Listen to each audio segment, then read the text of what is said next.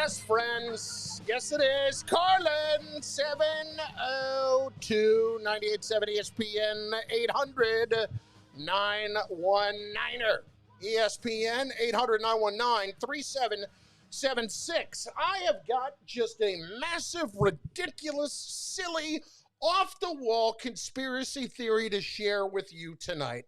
But we live in a time of conspiracy theories, so why not? That is coming in just a little while. Also coming in just a little while is Jordan Raanan of ESPN New York, who covers the New York Giants. We will get into all surrounding the New York Giants and where they stand right now, and we will also hear a really feel-good story that we could all use right now about those New York Giants. I want to start tonight just there, but this has more to do with the quarterback than anything else. So Daniel Jones is somebody that we have not gotten enough answers on in a year and a half officially. And I, at the beginning of the season, would never have believed that we were at that position. I honestly started to think that you saw the turnovers come down a little bit toward the end of last year, a little bit. You thought you maybe, I hate using the phrase turning the corner, especially these days, but that aside, I hate using that phrase, but I thought maybe we were seeing not just the glimpses, but really the fuller picture on Daniel Jones. And frankly, through a year and a half, we haven't. You're still asking these questions. And I know we talk about that a lot. How much time are you supposed to give the quarterbacks now to develop, to really become a great player in the league? What's fair right now? What they have to work with? And then I start to look around. And I look at a guy like Justin Herbert, and he's playing exceptionally well right out of the gate. I looked at a guy like Patrick Mahomes in year 2. Was an MVP. And he didn't even start the entire first year. He started a couple of games at the end of the season. You know, I wonder what Tua Tagovailoa is going to be now that he starts to get to play a little bit. But so do the Miami Dolphins, for that matter, because they have Houston's first-round pick because of the Laramie Tunsil trade, and they're going to have to make a decision potentially if they're in the top 2 picks. All right, do we want to stay with Tua Tagovailoa after 1 year, or do we want to turn it around and go ahead and try to go get Trevor Lawrence or Justin Fields? Look at what the Arizona Cardinals did. They brought in a new coach, and a year after taking a quarterback with the 9th overall pick, they had the first pick, and they took Kyler Murray. That time, that window, that gestation period for quarterbacks no longer exists. Dwayne Haskins, look at what's going on with him in D.C. Has he played great? No. Should they be giving up on him this quickly? Well, logic would say absolutely not, but when has logic factored in with the Washington Redskins ever? But is it fully logic's fault these days, or is it just the way it is now? Well, that's where I am. It's just the way it is. Personally, I would want to give Daniel Jones even more time. I would want to give him the opportunity to really improve, get the reps, be better, cut back on the mistakes. But it doesn't happen anymore. Because when these quarterbacks come in the league now, they're just expected to be great within relatively short order. They're not given time to go and develop. Some of them may be ready. Some of them may not. Maybe part of why Sam Darnold is the way he is, outside of the fact that he doesn't have anything around him and the offensive line has not been great for him his first 3 years, is that he didn't play a ton of quarterback before he got to USC. You know, that guy was a linebacker. Daniel Jones was a 3-year starter at Duke. Are we not giving these players enough time anymore? And these quarterbacks enough time anymore? Is the patience out the window? The answer is yes, but it's not unreasonable. The Giants are going to have to make a decision soon on somebody that has turned the football over 36 times in 21 games. Does he deserve the time to really get better? Deserve is a tough word now. Not when you have high picks and a stat today that is such an easy one to talk about, but at the same time is astounding. Astounding every time you hear it. 3 out of the last 4 years, the New York Giants have started the season 1-7. 3 out of the last 4 years, the New York Giants have started the season 1-7. Wow. Wow. That's amazing. That is stunning to hear, frankly. And even though it's not exactly a, how would I put it, startling number or a number that I had to go digging terribly deep for, no, I read it briefly today. And I needed to be reminded of it, but it's such a stark situation with how bad they have been. Wow. So this guy does not get the time. And they have to figure it out sooner rather than later. And by sooner, we're talking about by the end of year 2. The Giants could legitimately be in the position to take Trevor Lawrence. And if they are in that position, they are going to do it. And they should do it, because if they're in that position, a big reason why is Daniel Jones. Let's call it what it was the other night. Daniel Jones lost that football game for the Giants. You might have used to get 3 to 4 to 5 years to really develop.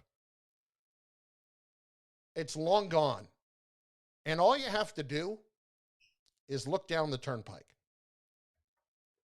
Okay, the Eagles won a championship in 2017. They did it with Nick Foles. Carson Wentz played an unbelievable first half of that season before he got hurt. Was the MVP of the league. That's now 3 years ago.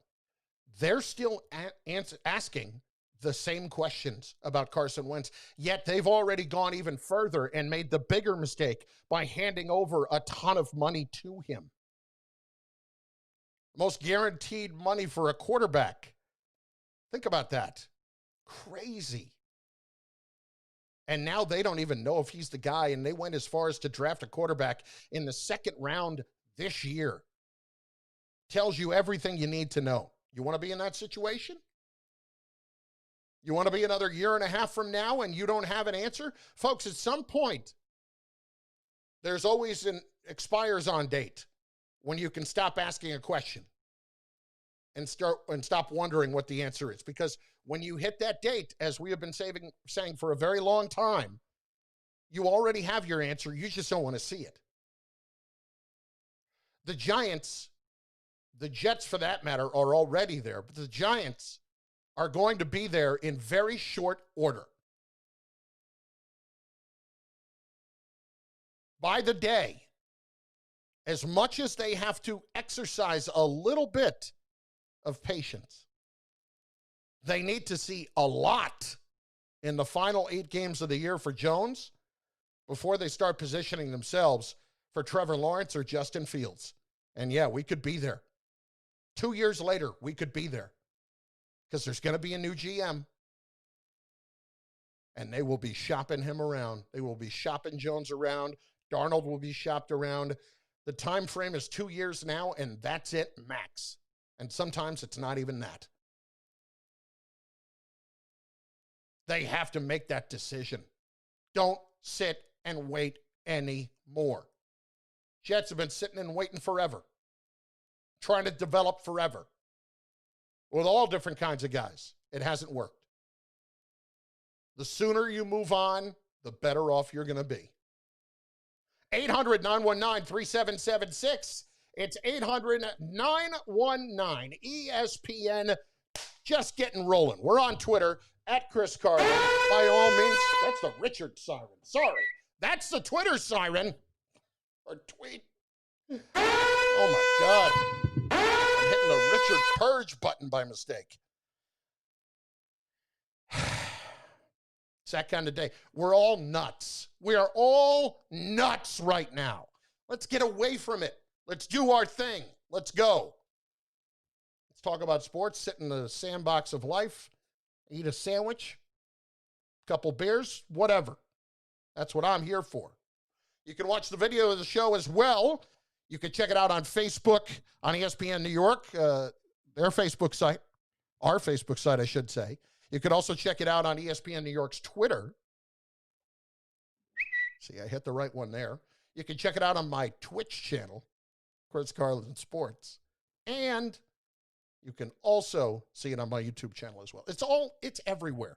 But right now, we start with you next. So load up the lines at 800-919-3776 on Daniel Jones and why that decision time is no longer one that you can afford to let get away from you and get further down the road. 713-98.7 ESPN. Keyshawn. Hey, all right, so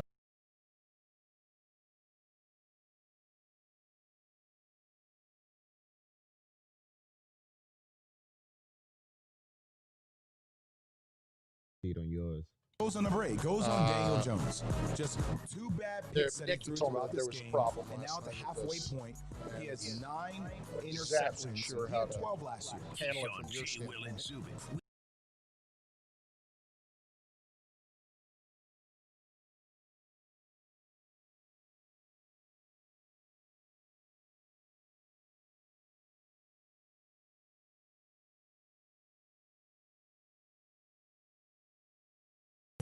Visit rwcatskills.com.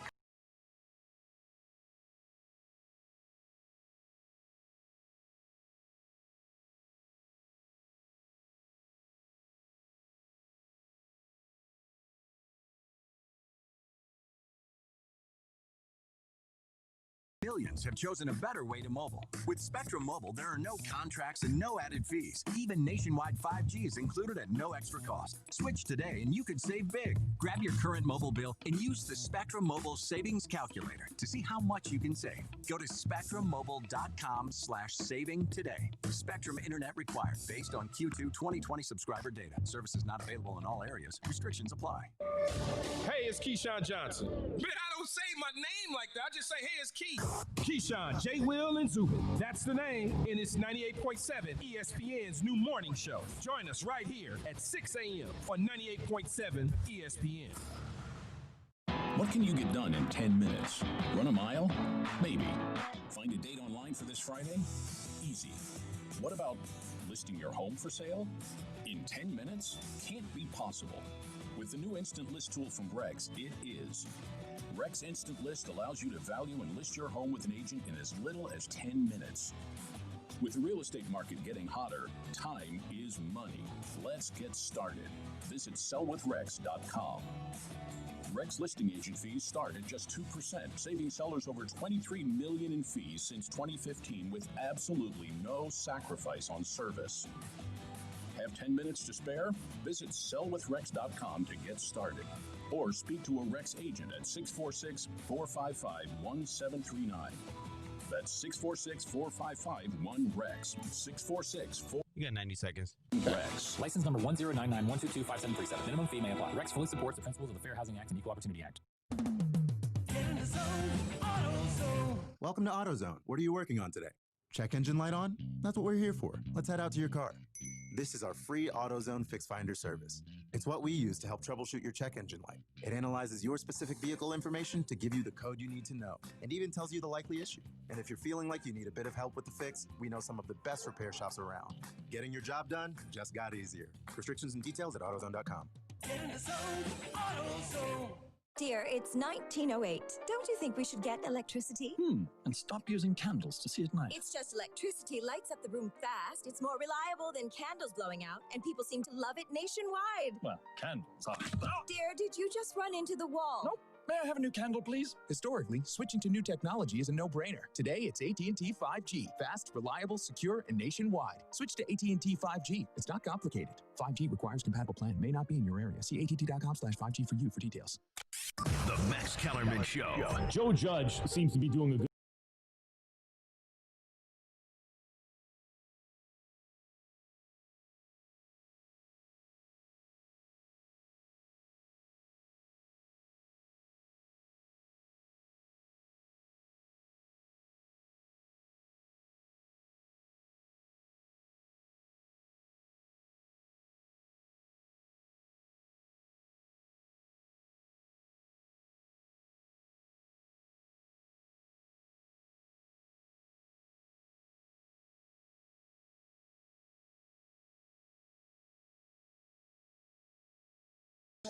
Carlin, 98.7 ESPN. 800-919-3776. 800-919-ESPN. Let us continue on the phones. We also get some comments every once in a bit on the video stream as well. And Omar checking in with, who would you rather prefer, Tua or Darnold?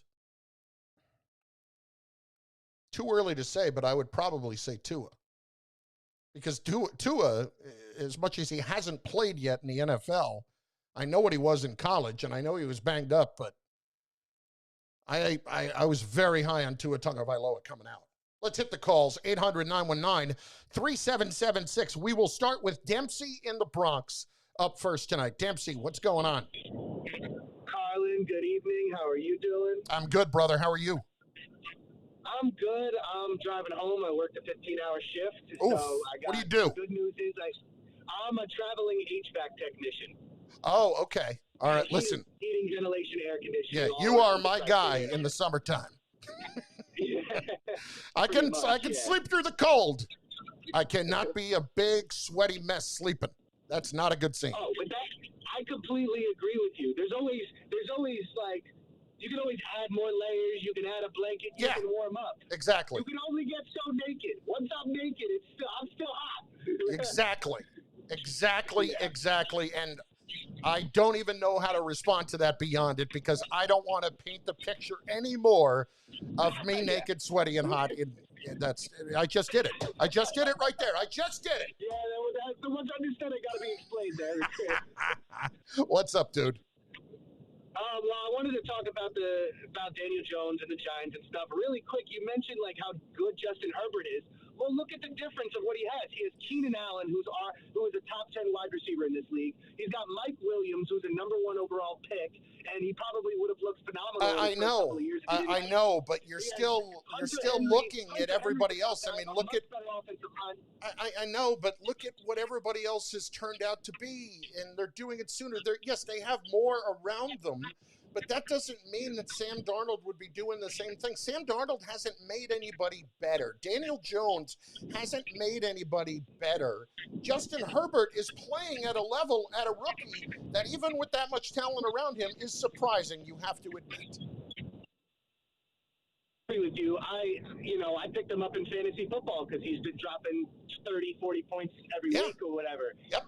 And I had Dak Prescott who screwed me over on that one, but so I had to pick up somebody. But the thing with Daniel Jones is I agree with you on that. He should be elevating people like second-year quarterbacks drafted in the top stuff. I just look at it as this season coming in with so little practices, with a brand new coach. I think the first half of the season, that's a big factor, and it's a big affecting on his all right, but capability of just running offense. answer the question though here, Demps. Demps, how long are you gonna wait? How long are you gonna wait? I agree with you. I talked to you about it yesterday. Yeah. We only have this last 8 games to wait. That's the point I was gonna make. Is I agree with you. All the excuses now at this point are out the window. In my opinion, if you take the quarterback out of the situation, this Giants team, the way they're playing, the way the defense is, it's a 4-4 team in my opinion. The end of the stretch of the season. It's on Daniel Jones to make this team 4-4, 3-5 at the end of the way. If he doesn't, and he's 1-7, and we're in that top 5 range, give me Justin Fields, get Daniel Jones the heck out of here. Thanks for the call, Dempsey. I don't know if that's going to happen. I don't know if any of that's going to happen. In theory, they should be able to do some things, but, they do have to go to Seattle. They do play Arizona, and Cleveland's better. Cleveland's 5-3. They go to Baltimore. I mean, it's not like they're playing all cupcakes here. The Giants are 1-7, and he plays a big role in why they are 1-7. He does. Joe in Colonia is next on 98.7 ESPN. Joe, what do you got, buddy? Hey, Chris, what's up, buddy? Hey, How Big you Cat, doing? what do you got? Hey, look, everyone's talking about if the Jets tank the season, they'll get the number 1 pick, the quarterback. But if they get the quarterback, they still need an offensive line to protect the quarterback. Mm-hmm.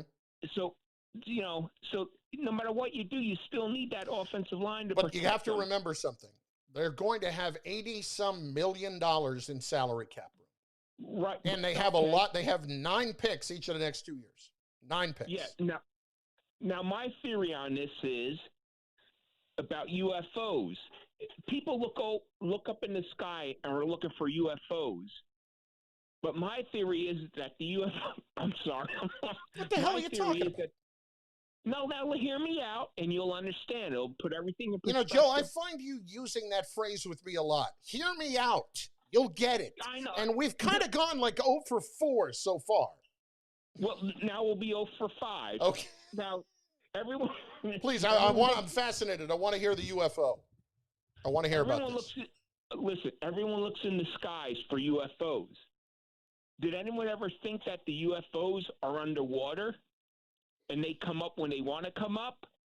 Well, I mean, if you watch the movie Battleship, they are.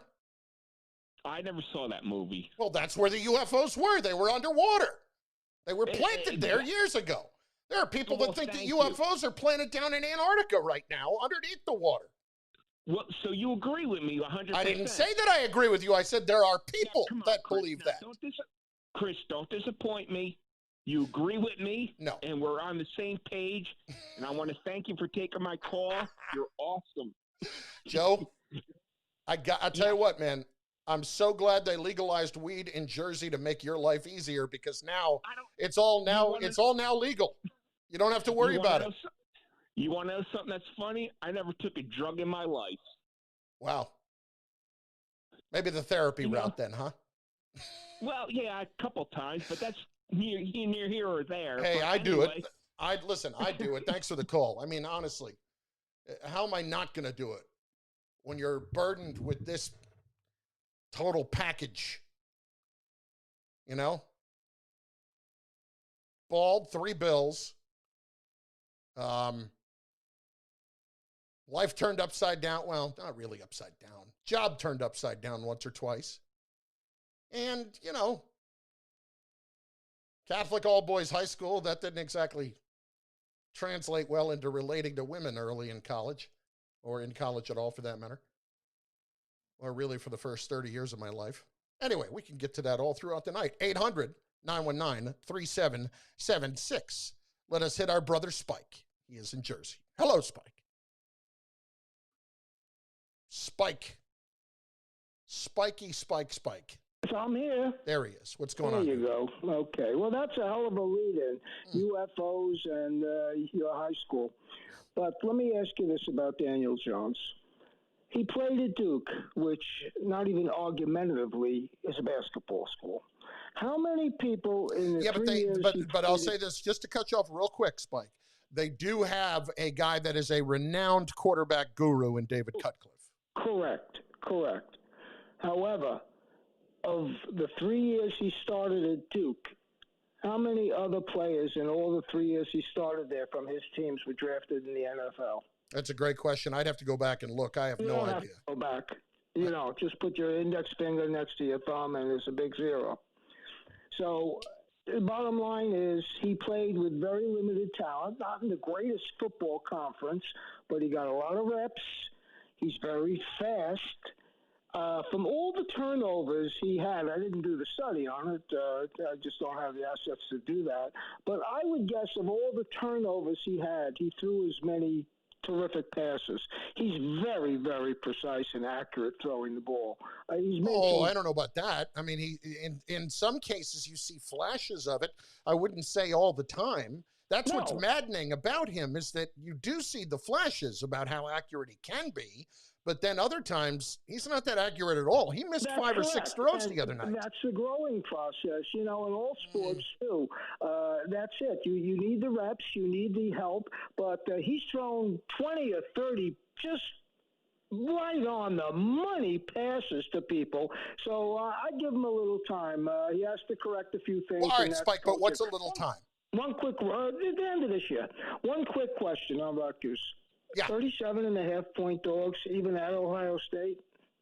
It's Ohio State. I know it's Ohio State, but I've seen flashes from this team.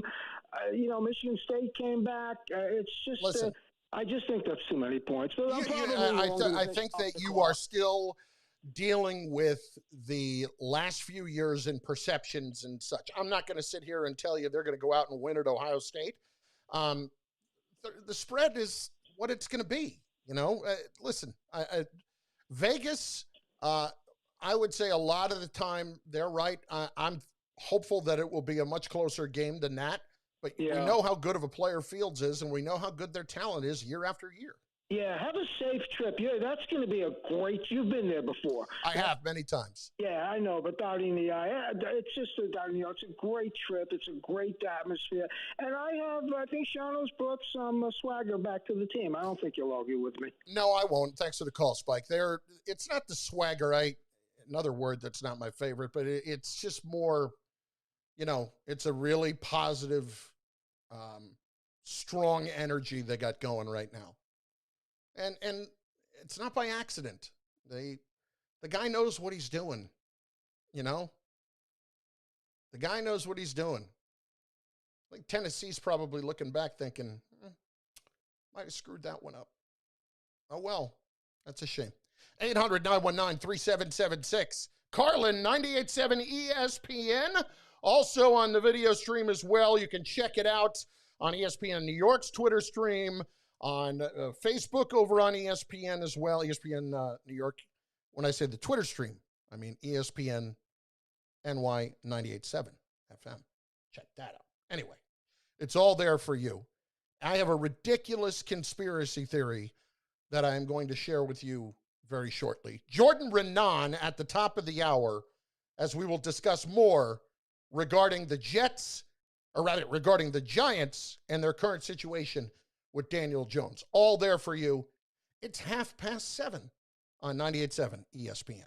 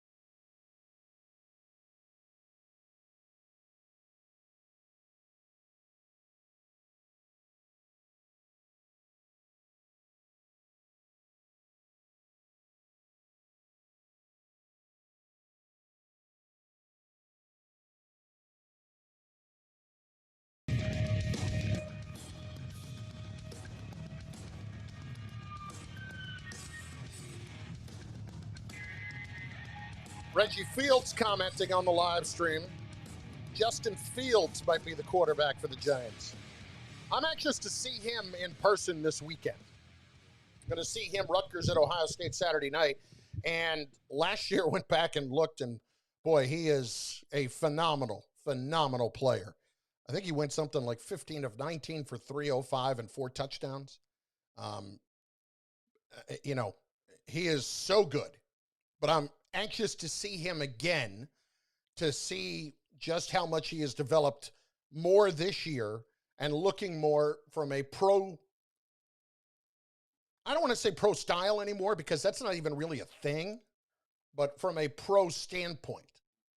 I'm looking forward to picking Ray's brain about that, what he's going to be looking at with a guy like Fields. We'll get into that, no question. 800-919-3776, 800-919-ESPN, conspiracy theory to come. Alex is in California. Up next, 98.7 ESPN. Alex, what up? How you doing today, man? Big A, I'm all right. Anybody call you Big Fantastic. A? I mean, you're the first. All right, well, there you go. Keep it going. All right. Very nice. So I just, my question to you is a pretty easy one. Basically, with the Sam Darnold and the Daniel Jones, I mean, I just don't understand how we're still investing so much in these two gentlemen when we've got rookies out there that are just, blowing it up. Joe Burrow, Kyler Murray's first year. Yeah, like, for instance, Joe Burrow, I meant to bring him up. I'm glad that you brought him up. It's hard to watch that, isn't it? If you're a Jet fan, yes, he's got Tyler Boyd. He's got T. Higgins. He's got A.J. Green, who hasn't even been that good. He's got Joe Mixon. But look at what Joe Burrow's doing. That guy has played a lot. Daniel Jones, listen, it's one thing if you're talking about Sam, who's still incredibly young. Daniel Jones has played a lot of football between Duke and the NFL. Oh, definitely. But my next thing is, why are we investing so much in these gentlemen when we really have nothing to give them? We're ruining their career. We're ruining our franchise. Why can't we just do what Arizona did, just cut our losses?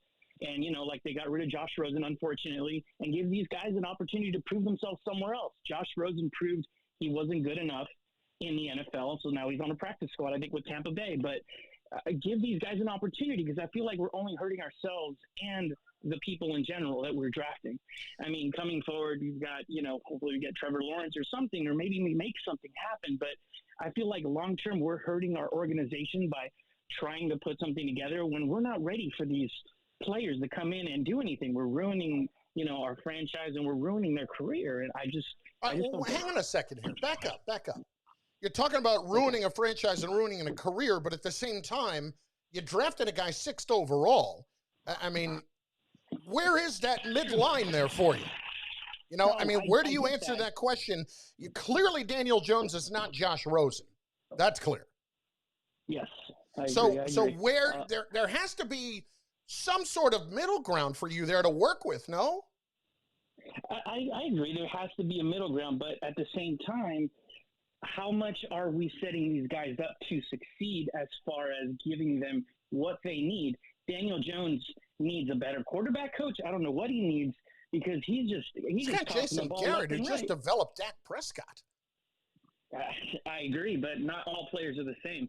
I think you're nitpicking all over the place, Alex. Thanks for the call. I think you got to get off the fence about where you're going to draw that line. It needs a new quarterback coach. I mean, they just got an entirely new coaching staff. Jones is a guy that if you don't know at the end of this year that he can cut down on the turnovers, you have to move on from it. You cannot waste time on it anymore. From a guy that comes into the league as a 3-year starter in the ACC. All right, it's not the SEC, but it's still it's a Power 5 conference. If you're a 3-year starter there and you come into the league and you're starting for 2 years and you still can't cut down on the turnovers, even more alarming than the turnovers were the missed throws the other night. He missed so many throws, it was frustrating. There were 5 big plays downfield to be had, and he missed every single one of them. Rich in East Meadow is next. 98.7 ESPN. Rich, what do you got? Hey, Chris, how you doing? I'm going well. I wanted to talk about Jones. But I just want to say that since this is the week that a mutual friend of ours is retiring, I was looking at a picture from 15 years ago, if you remember, of me, you, and my son on the overnight for Tomorrow's Children's Fund. Oh, yeah. And I think about all those times together when I sponsored that show the whole night. Yep. And I'm glad you got this opportunity because as soon as I'm done with Mike, it leads right into you. And I've been working from home. And sometimes when you're working from home, you're working a little bit later without even realizing it. Now, listen, Rich, I appreciate that. And you know what?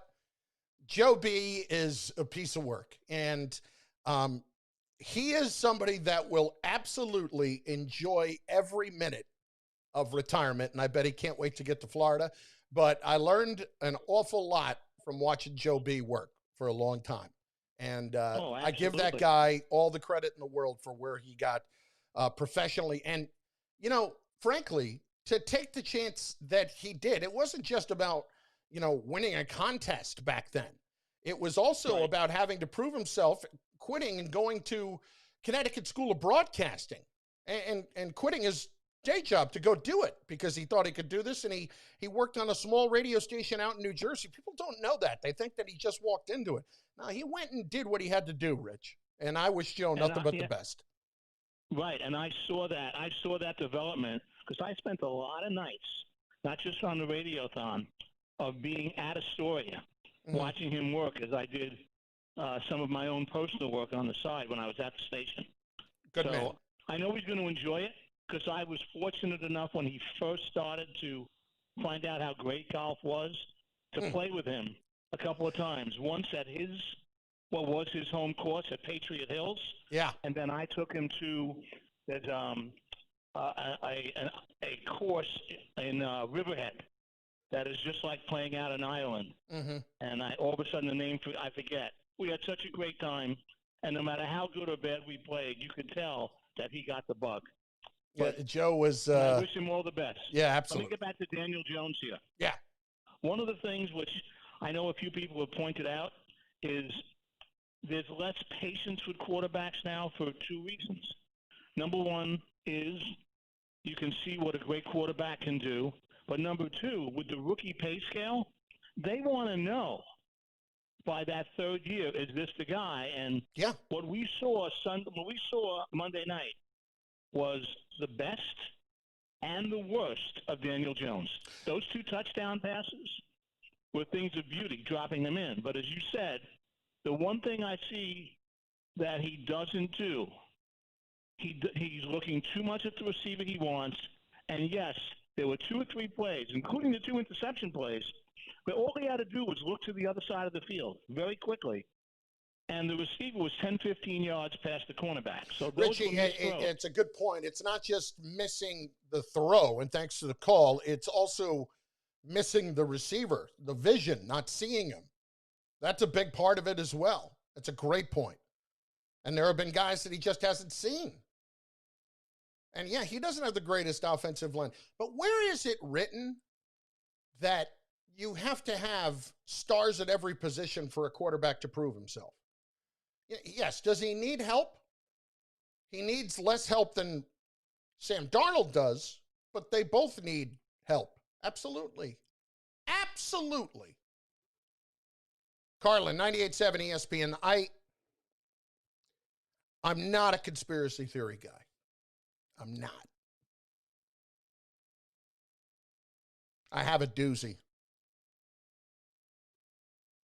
It involves the Jets and Bill Belichick. Next. 98.7 ESPN.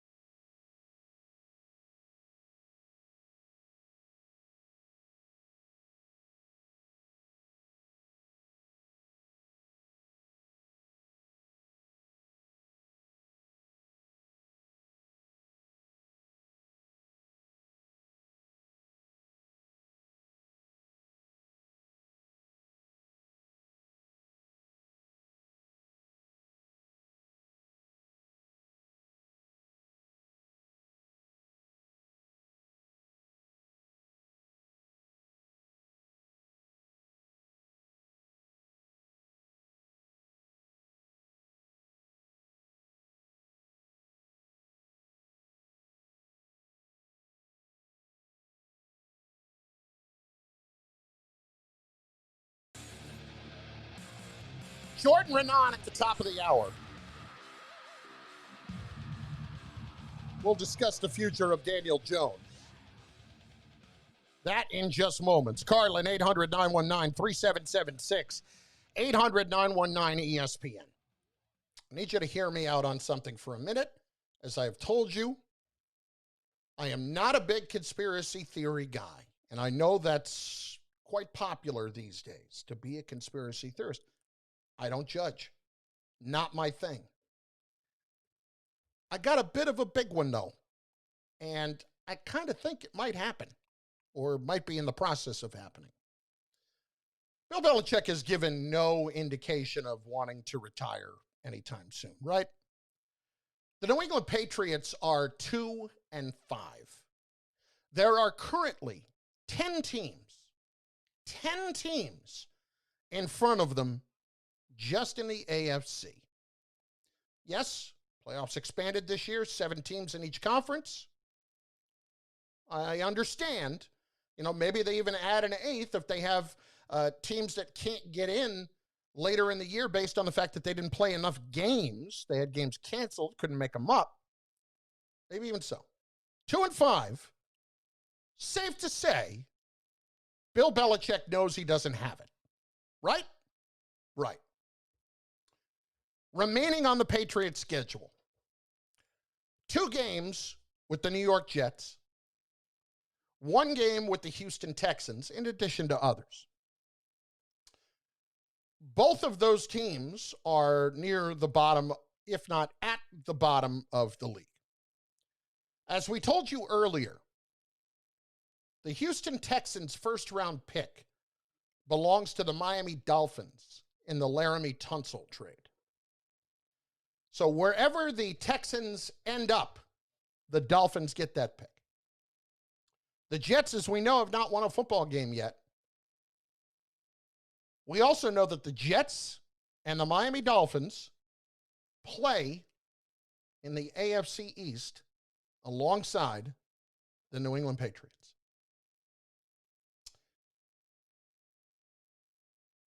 I believe that there is a possibility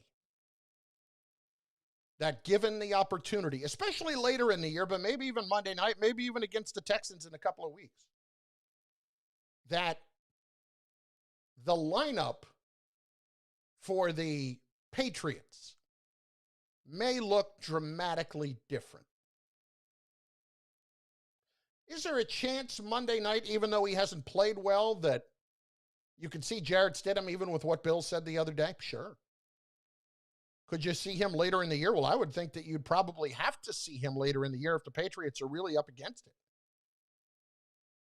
The New England Patriots and Bill Belichick, I can absolutely say, would go out of their way to not field a representative team, perhaps as close to a 4th preseason type team as you could, in a game against either of those 2 teams, if it would mean the difference between Trevor Lawrence landing in the AFC East or not.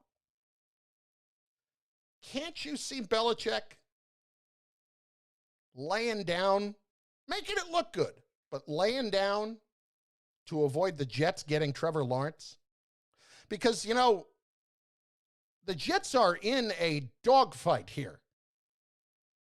The Jacksonville Jaguars are going to start a 6th-round pick this week, and he's not named Gardner Minshew, and I can't even remember his name. Houston, something. The Giants are 1-7. There's Jacksonville. Houston's 1-6. All of these teams are right jumbled up, and the Jets, their opponent's winning percentage is nearly 600. So if they lose a game, that's costly in trying to get that number 1 overall pick. I could absolutely see a scenario within reason where Belichick is tanking against the Jets, against the Texans, either Monday night, later against Houston, probably going to let this play out a little bit more, or certainly in the last week of the regular season so that you avoid Trevor Lawrence ending up being a New York Jet, or you avoid Trevor Lawrence ending up being a Miami Dolphin. Couldn't you see that? I don't think Bill's going anywhere for quite some time. I think he's going to be the coach for a long time, at least another 4 or 5 years. You think he wants to play against Trevor Lawrence if he's as good as everybody thinks he is? Tank? But selective tanking? Oh, you know it could happen. You know it could happen. Papa G is in Queens. He's next on 98.7 ESPN. Papa G. Papa G. Nope. He has been unavoidably detained. Perhaps the gravity of the realization of my conspiracy theory has knocked him out completely. When I ask you this question, is it really that crazy to consider? Is it really that nuts? I don't think it is. I could see a scenario where he is just sending out guys, younger guys. Let's play Jarrett Stidham. If you even got a little bit of a torn toenail, let's make sure you're going to be healthy for next year. I absolutely believe that could happen. I have seen him personally in those 4 preseason games. And yes, it's the preseason. But I have been in the stadium. And a lot of times it's been against the Giants, right? So one time I was in the Patriots offices. A friend of mine arranged for me to be able to interview Belichick for the Giants pregame, which was phenomenal. And, you know, I was much younger. I was as nervous as could be. But I got to do it, and it was great. But before the game, before the preseason game, the starters are all leaving. Brady walks out. He gets handed his check for the preseason, which is basically, you know, meal money. And the person who handed him the check says, is that going to cover dinner tonight in the North End? Maybe not. So the starters were all leaving and didn't even have to stay for the game. If that game at the end of the year with the Patriots clearly shot to hell, even on Monday night, tense situation, couldn't you see Bill making a play call that might be easily stoppable, or encouraging Josh McDaniels on 4th and 7 from his own 38 in the third quarter to go for it or something like that? Couldn't you see that? I could see that. To keep the Jets from getting the number 1 overall pick, doing the same thing against the Texans, to keep the Dolphins from getting the number 1 overall pick, so he doesn't have to face him twice a year. You're lying if you say that can't happen. What's the future of Daniel Jones, considering the Giants right now are in the number 2 spot for the draft next year? We discuss Jordan Raanan, renowned ESPN New York writer covering the Giants, with us in just moments on 98.7 ESPN.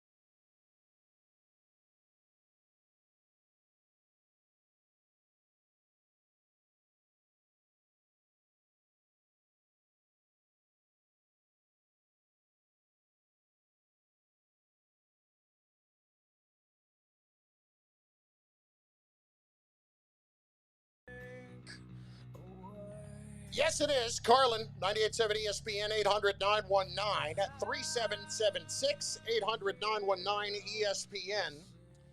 Jordan Renan covers the Giants for ESPN New York. And Jordan, we are also not just on the radio, we're also on a video stream now. So I'm looking for a picture of you earlier.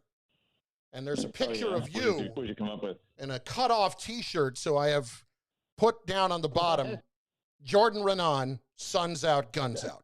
There you are. Where did that come from? I don't know, Jordan. It's your image on the internet, buddy. Maybe you should be controlling what's going on there. That's all I can say. Yeah. I think we got to do something about that. We're gonna go scrub the internet later. Jordan does a phenomenal job covering the Giants. Go ahead. I was going to tell you, I'm pleased and excited to be on one of the best radio shows on the air. But now I don't know anymore. Oh, wow. Is that because you're still mad at Michael for the other day? Or Don, I should say. Don killing your question the other day. We don't need to get into that. Stupidest question of all time, I think, is the quote. There's no in between there, right? I mean, it's either you go all or nothing. I get it. It's sports talk radio. Living on the fence doesn't work, Jordan. That's not how we work. Speaking, like I joke later, like I've asked way dumber questions. I don't know if that's good for me or not, but I guarantee you I have asked. Trust me, I can ask a much dumber question than you any day of the week. Jordan, what the hell's going on with Daniel Jones? How about that? Let's start that with a dumb question. Yeah, I mean, you wanted to see the progress this year, and I don't know how anyone could sit there and be like, yep, he's answering those questions we had about him. If anything, it's only made it worse. I mean, the turnover numbers are just crazy. I mean, and, you want to be optimistic because there's all those good plays, but until he stops making these boneheaded plays, I mean, the interceptions this past week were just bad ones, right? I mean, and here's what concerns me at this point. You would think this is a smart guy. This is, a good young player. The flash plays are there. But now we're getting to the point, Chris, where the same mistakes are happening, right? Like he's trying to throw the ball away or get rid of the ball or throw it out of bounds. And he's just not doing it. So to me, it just leaves questions of what evidence is there to show me that says that it's going to get corrected, that his pocket presence is all of a sudden going to get better, because it existed after his rookie year, and now we're coming back in the second year, and none of that stuff appears to have gotten better. None of it has, and that's the real problem here, Jordan. And this is not a guy that hasn't played a lot of football. It was a 3-year starter in college, and now it's 36 turnovers in 21 games. Let's just look at this logically, though. First of all, when you watch him play, not just with the turnovers, but some of the throws that he missed on deep balls the other night, what, from the people you talk to, seems to be the biggest concern about why he's not getting better right now? Well, there's a lot of different camps on this, right? And there's one, and I spoke to people this summer that, I had somebody tell me, and this person was adamant before the draft and talent evaluator in the NFL, that he's a backup quarterback in the NFL. That that pocket presence is not good enough, and it was a problem last year with the fumbles. And even though you saw those flash plays, but that's why he didn't view him as a starter. The pocket presence is not something that is just dramatically going to improve. And you could look at it and say, okay, I could see that part of it. But then there's the other side of it where you say, and really, you talk to people in the Giants, and they don't seem all that concerned with him right now. They really do believe that they see the flashes, and then they look at it and say, we really don't have enough around him. We're asking him to do so much right now. If we asked him to do less, then we would get more out of him. But because they're so shorthanded offensively in regards to weapons, offensive line, maybe not this week, they played better, and you mentioned the deep ball this week. I think this week was a bit of an anomaly in that regard. Like, that was his worst game, right? That's Daniel Jones playing as bad as he could play pretty much for most of that game. He lost a game, and that's the first time that I outside of Oh, rookie-type games, that's the first time, Jordan, where I feel like I could honestly just say the quarterback lost a game and truly be angry about that. Chris, I could honestly sit here and tell you that if Colt McCoy started that game, I think they probably would have won that game. Wow. Like, I mean, if he didn't make mistakes, they would have won that game. Like, you don't need to make. You didn't even need to make the splash play. Like, the heck, one of their touchdowns came because they got the ball on what, like the 10-yard line? Mm-hmm. I mean, that's where they scored 23 points, and the first touchdown came because the ball got gifted to them on the 10-yard line. So, all he had to do was not make mistakes in that game. The Giants played well enough around it. But I do think that's the anomaly. That was his, that's his really bad day. And I do still think there's going to be days where we look at it and we say, okay, he's going to win him some games. He's going to have some big games. He's going to like he did last year, which gave us that hope. I still think that those games are in him because you see too many good plays. You see too many like flashes of, okay, I could see why this guy should be a starting quarterback. But then until he cuts out the turnovers, I mean, we're talking Ryan Leaf territory.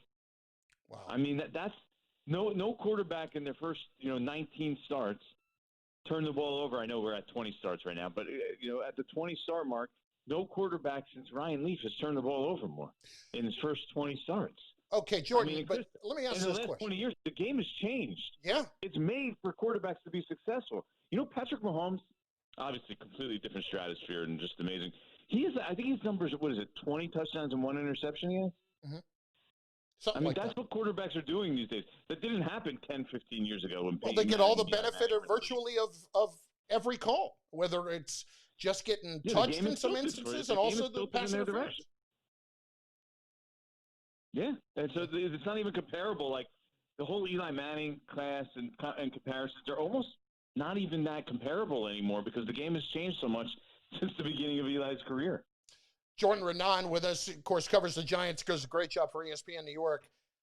So you say that people you talk to with the Giants are not that concerned about it because they feel like they need to put more people around him, give him more help. Okay.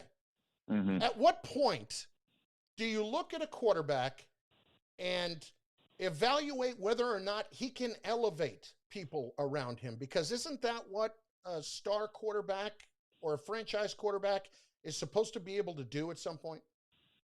No, I agree with you. I think that's a valid point. That's why you need to see those games this year where he does do that, right? Like last year, Tampa, his first career start.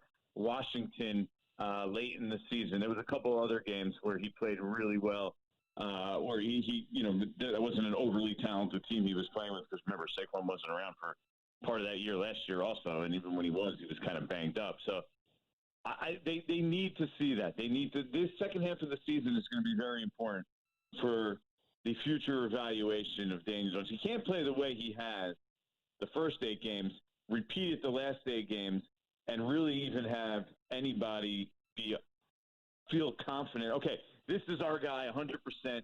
This is the guy we're going to build our future around, our franchise around. You have to be hesitant if he does not, at some point in the second half of the season, for 2 or 3 games, do it now. So this is a big second half of the season for the Giants. I know they're 1-7. They're not going to make the playoffs. They're not in the division race. I don't want to hear anybody tell me that. I know if they win a game and they'll end up being close, but if they beat Washington this week, but I don't want to hear about it. They're not winning anything. Look at their roster. It's not good enough. So this is a big 8 games for them. It really is. All right, but even that being the case, so where is that measuring stick? Because I don't think they'll end up there, but let's just say for argument's sake, they end up in the top 2 picks. I mean, Where is the measuring stick? To me, you didn't get there by accident, and he probably played a large role in you getting to that point.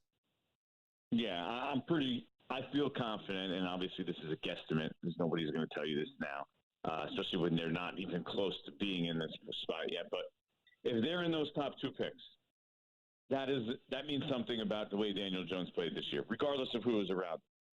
And if you have a quarterback there, especially as the number 1 pick, I mean, we'll see what happens with Justin Fields. I don't know where the evaluations are going to be, but I've spoken to enough people on Trevor Lawrence where even if Daniel Jones played well in the final 8 games, if the Giants were in that 1 pick, like what people think Daniel Jones' ceiling is, compared to what they think Trevor Lawrence is. They're like different stratospheres as well. So if you're in that spot, I really don't think that's anything that they're going to have to think long and hard about. And, we're already in year 3.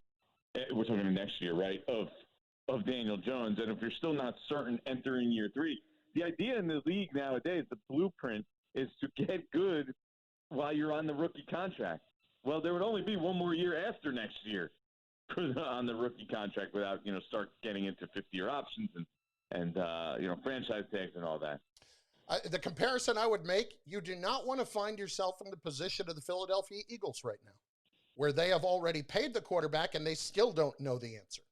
Yeah, Jared Goff, I think you could say that about. I know they made the Super Bowl one year, but you look at him right now. Well, look, we're finding out, I mean, not that we didn't know this already, that these are not easy to hit. I mean, guys that we thought were going to be great a couple of years ago because they had one good season aren't, they're not all that right now. That's what we're finding out with some of these guys. So it's kind of, you kind of got to take a wait-and-see approach, but, you need to see something here this season. Otherwise, that to me, and I believe to the Giants, that would be a pretty easy decision. Jordan Renan, ESPN New York. All right. I can't remember a team being 1-7 under a first-year head coach, and almost universally a fan base 100% believing in the direction that head coach is leading them. So how has Joe Judge been able to instill that confidence in the Giants fan base so far? I think you just hear me. Look, I have a relationship with him, and I know, like, when you sit there and you talk to this guy, you're just going to leave that conversation believing what he's saying. Like, he's one of those guys, like he talks and he has your full attention. He just grabs it. And you like what you're hearing, and you like, it's hard to sit there and nitpick and pick apart what he's saying because it comes across with such conviction, and you're like, okay, that makes total sense. So, and then you look out on the field, and look, the bar is so low with this organization right now. And this has really been the case for Giants fans for several years. They're just, and I've seen it with a ton of players, like mediocre players, fans want to make into superstars, like real quick, because you're grasping for straws. Like, that's where you're left. You're left in in the desert saying, give me something, give me a drip of water. That's the best drip of water I've ever tasted in my entire life, Like, the problem is they've been drinking the sand because they didn't know any different the last few years. The sand tastes like water. Yeah. So that's where Giants fans are. All right. So Jordan, here's a tough question. Give me a reason to watch the Giants in the second half of the year besides the quarterback. Oof. You really want you want to see the defense continue to go in the right direction, and you know what I was really, really impressed by what they did the other night. And that's why, you could sit there and you could look there. Patrick Graham's done a really good job this year. Granted, they're way better talent-wise than they were last year, and they're still not good enough. So imagine how bad they were last year. Just think about it. Leonard Williams is there for the whole season. Dexter Lawrence is in the second season. They subbed out Blake Martinez for Alec Ogletree. They got added James Bradbury when, Janoris Jenkins was half checked out and then off the team before you knew it. Antoine Bethea was subbed out for by a useful player, and so they're just so like Logan Ryan. That's what I was trying to think of there. I couldn't. So think about how much better they are, but still, you like the growth. And I looked at the first 6 games, and they were pretty good, and you were optimistic. And I was thinking, well, they really played 4 backup quarterbacks. I kind of think when they play really good teams, they're going to just get stomped, right? And they go and they play Tom Brady the other day. And Tom Brady, they had him flustered. He was clearly off his game. I was really impressed with what the Giants defense did the other day against Tom Brady and the Bucs. So to see this offense continue to grow, defense continue to grow and make strides, and then maybe you could, add a big piece or two along the way, like a real difference maker. So I think that's ultimately the problem at the end of games for them is it comes down to, okay, you need those dudes, right? When they played Arizona last year, Chandler Jones, when it came down to it, was a close game. And what did Chandler Jones do? He gets in there, strip sacks Daniel Jones, and ends the game, right? The Eagles have had Brandon Graham go out there and end the game. The Giants don't have that guy to do that at this point. So you add a guy like that or two, And then I think you're heading in the right direction defensively. And really, I think Giants fans more than anything would appreciate good defense more than maybe any fan base that's out there. Where do they stand with Dave Gettleman here at the end of the year? It's going to be it's hard to imagine a path. I mean, you could sit here and make excuses for Joe Judge, right, of why they're 1-7 and still be excited. But we're in year 3 of Dave Gettleman, and Chris, tell me the star players on this team right now. Like, what star players has Dave Gettleman in 3 years added to the team right now? Saquon, and he's injured, and that really hasn't worked out great anyway. Like, so where are these star players that you need to build your team around? So, I mean, what do you get? 5 years, 6 years to build a team these days? It's hard to imagine that.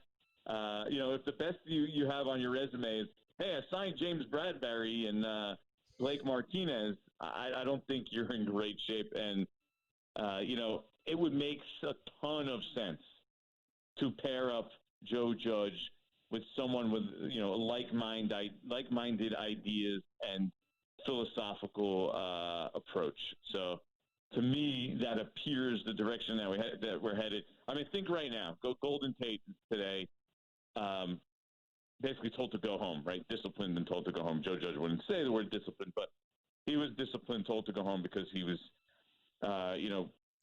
getting pouty during the game the other day, said, throw me the ball, and his wife plastered on social media her complaints.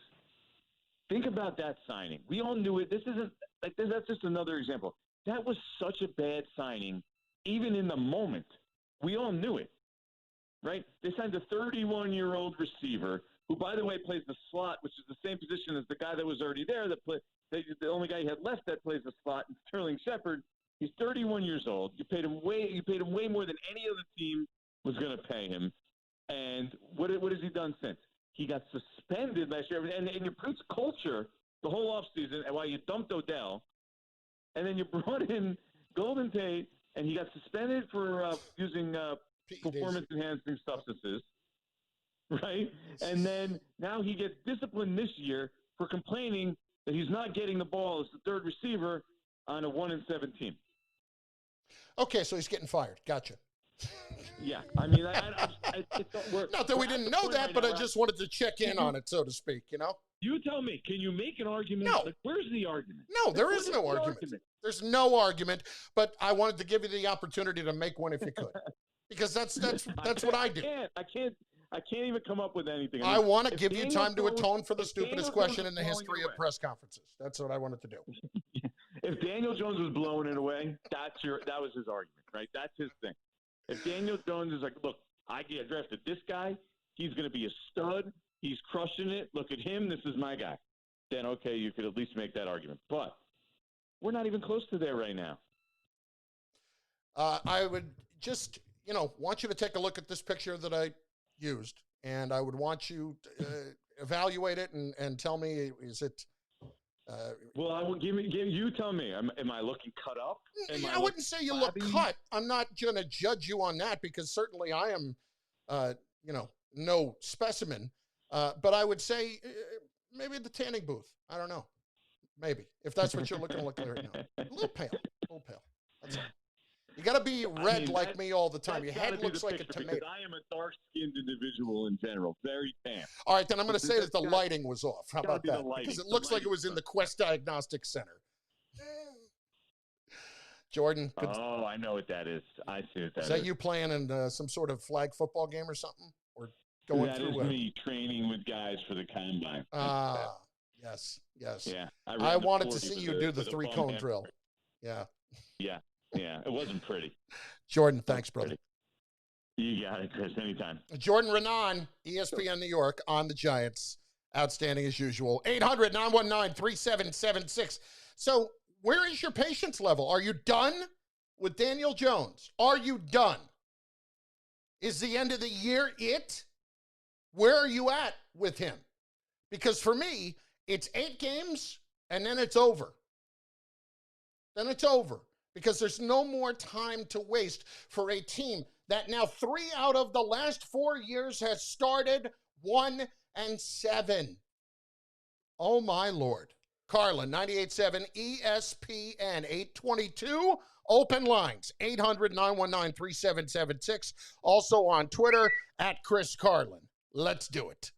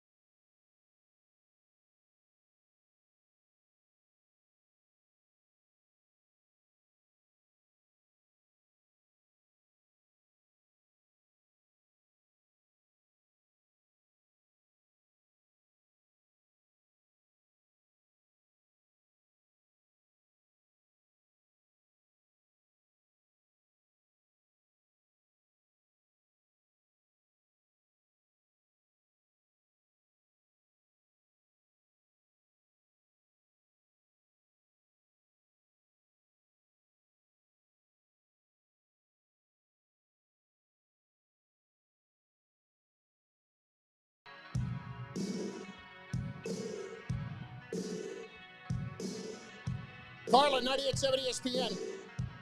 Open lines, 800-919-3776. We get to some baseball in just a few minutes.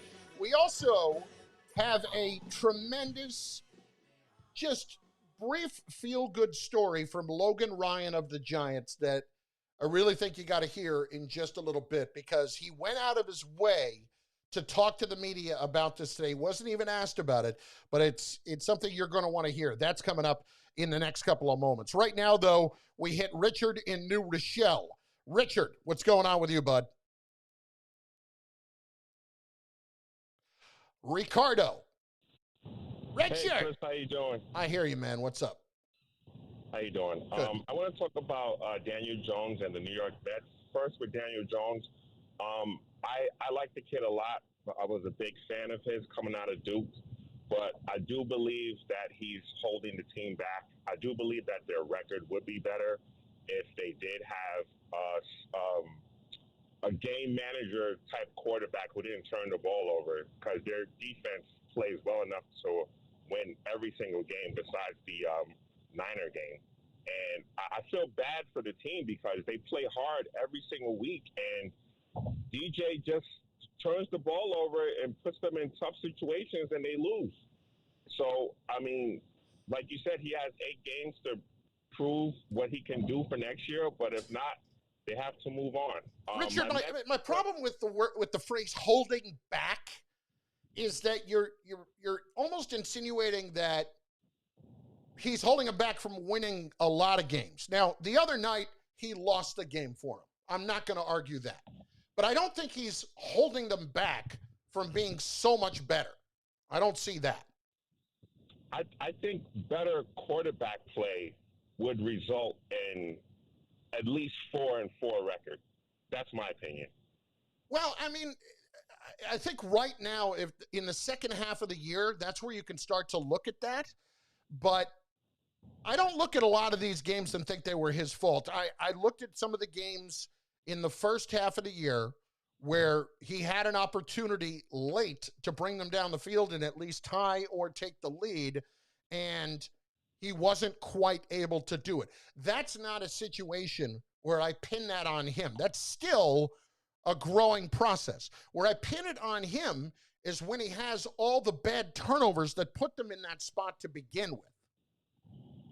Right. And to me, that's what I think is holding the team back is the penalties, because he puts them in terrible situations where the defense plays great, makes the other team go 3 and out. DJ turns the ball over. They got to come right back on the field. They just played hard, and now they're worn down. And by the fourth quarter, the defense starts to break down because they've been on the field for so long. Look, I think the defense for the Giants is much better this year, but I'm not going to sit here and say that Daniel Jones turning the ball over and putting them all in so many bad positions. You know, this was not going to be the 85 Bears defense, okay? It's better. It's improved. I think they would obviously benefit from not being on the field as much, but I don't think that's the difference. What'd you have on the Mets? Who do you think Sandy Alderson will choose to be the next GM and manager? Boy, if it sounds at all like what Buster Olney was telling us last night, and thanks for the call, if it all works out like this, I think it's going to be amazing for them. And that's Chris Antonetti from the Indians. If he's going to be able to convince Chris Antonetti to come here and work for Steve Cohen, I mean, that tells you right away how quickly the perception of the Mets has changed across all of baseball with just a change in ownership. Because a couple of years ago, when Brody Van Wagenen got the job, they wanted to bring in Mike Chernoff, and he came in, took a look around, and was like, I'm not taking the job. He knew he wasn't taking the job. But when I look at the Indians not being able to hold on to a guy like Antonetti, and they're in the situation that they are, getting hammered by all the pandemic and everything, they have really gotten hit hard the last couple of years financially, then I think Antonetti coming here with actual money to work with could be something really special to see. 800-919-3776. Little pick-me-up next. A feel-good story next. Plus, my wild conspiracy theory regarding Bill Belichick and the Jets, and more on Daniel Jones, more on the Yankees, and why what we heard last night regarding DJ LeMahieu bothered me a little bit from a Yankee standpoint. It's all on the way. Carlin, 98.7 ESPN, 832. You can't miss a moment with Greeny. Stan Orlowski, who joins me here.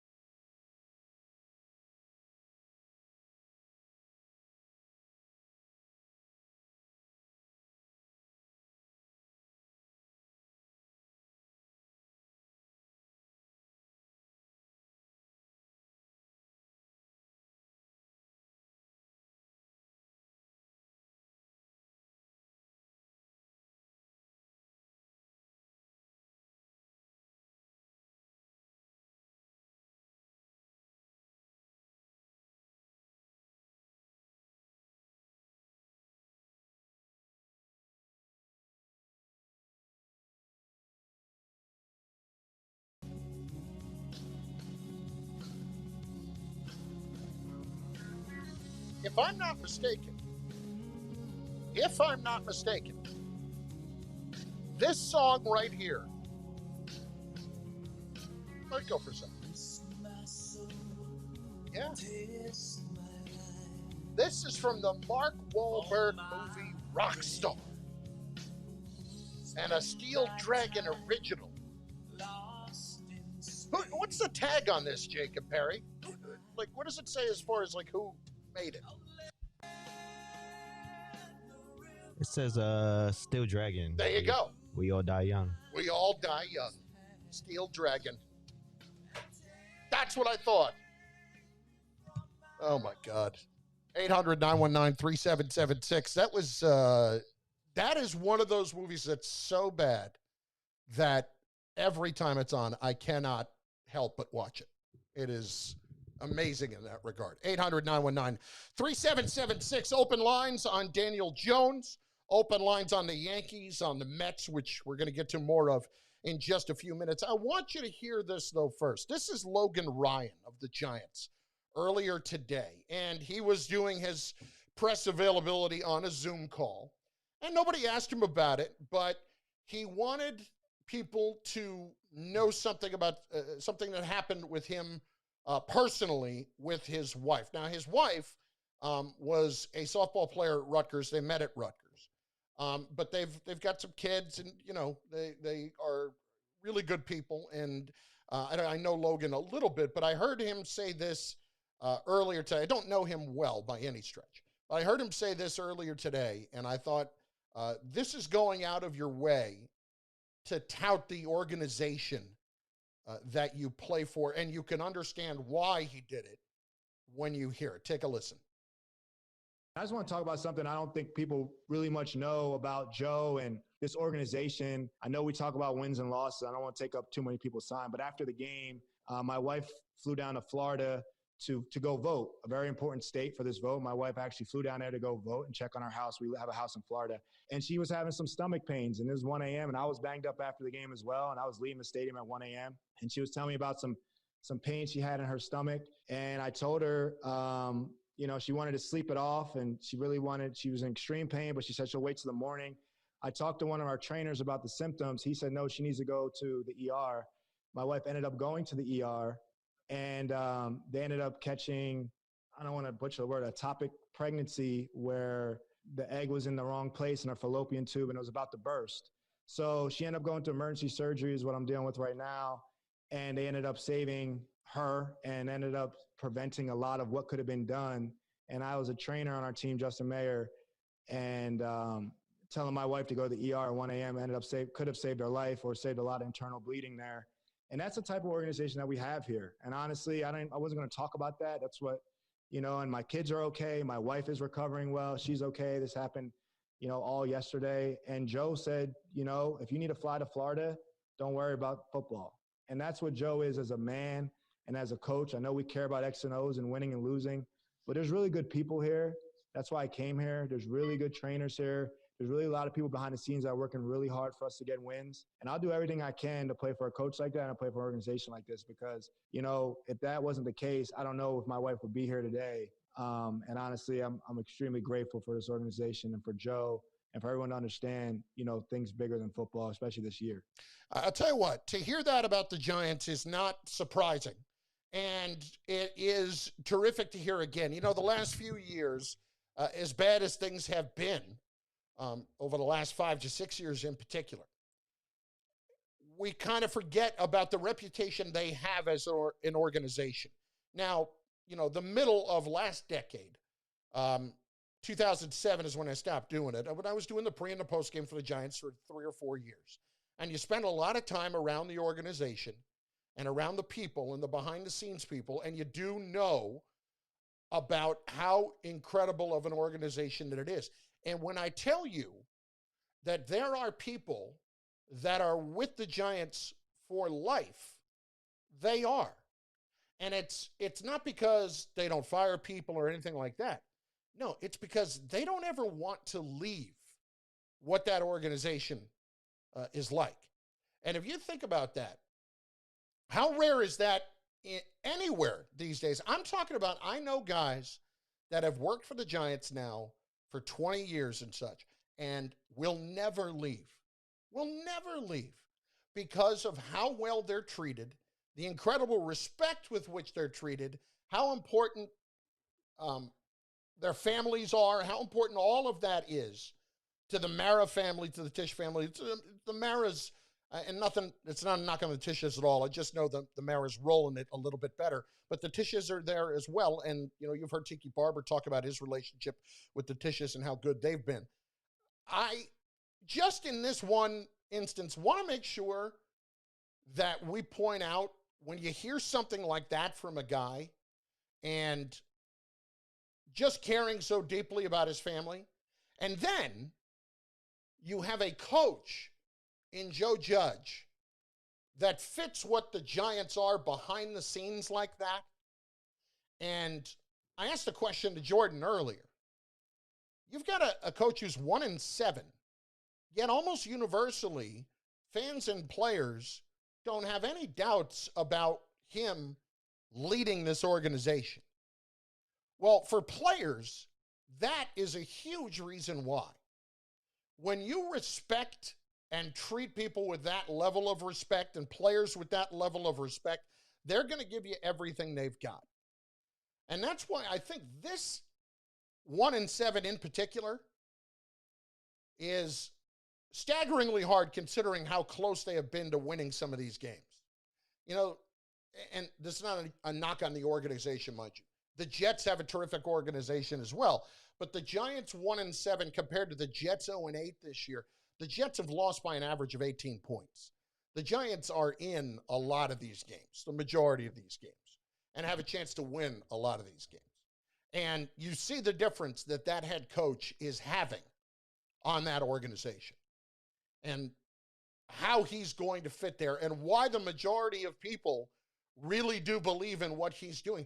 Because when he can come in and seamlessly fit into that, again, that word culture, which I don't love, but it really is a particular culture of love in that organization for everybody on the inside, it's impressive. And, listen, Logan Ryan's a class act. He always has been and went out of his way right there. We had him on the show last year when the Titans were in the playoffs. And I'm sure we will at some point again. But just to hear him talk that way and describe that situation, that guy's an incredible family man, and how much that meant to him to make sure that the trainer, that the coach, that everybody involved there got their credit.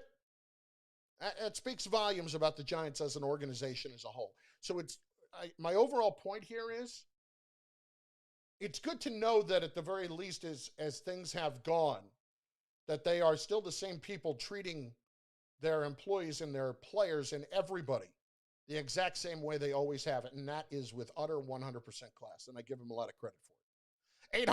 800-919-3776. Is it time after this season to give up on Daniel Jones? Does he have really just the 8 games left as the quarterback of the Giants? We discuss more. Plus, Buster Olney on DJ LeMahieu last night on the show, we didn't spend a lot of time on, but why I'm starting to get a little bit concerned about LeMahieu and the Yankees. It's all on the way. Next.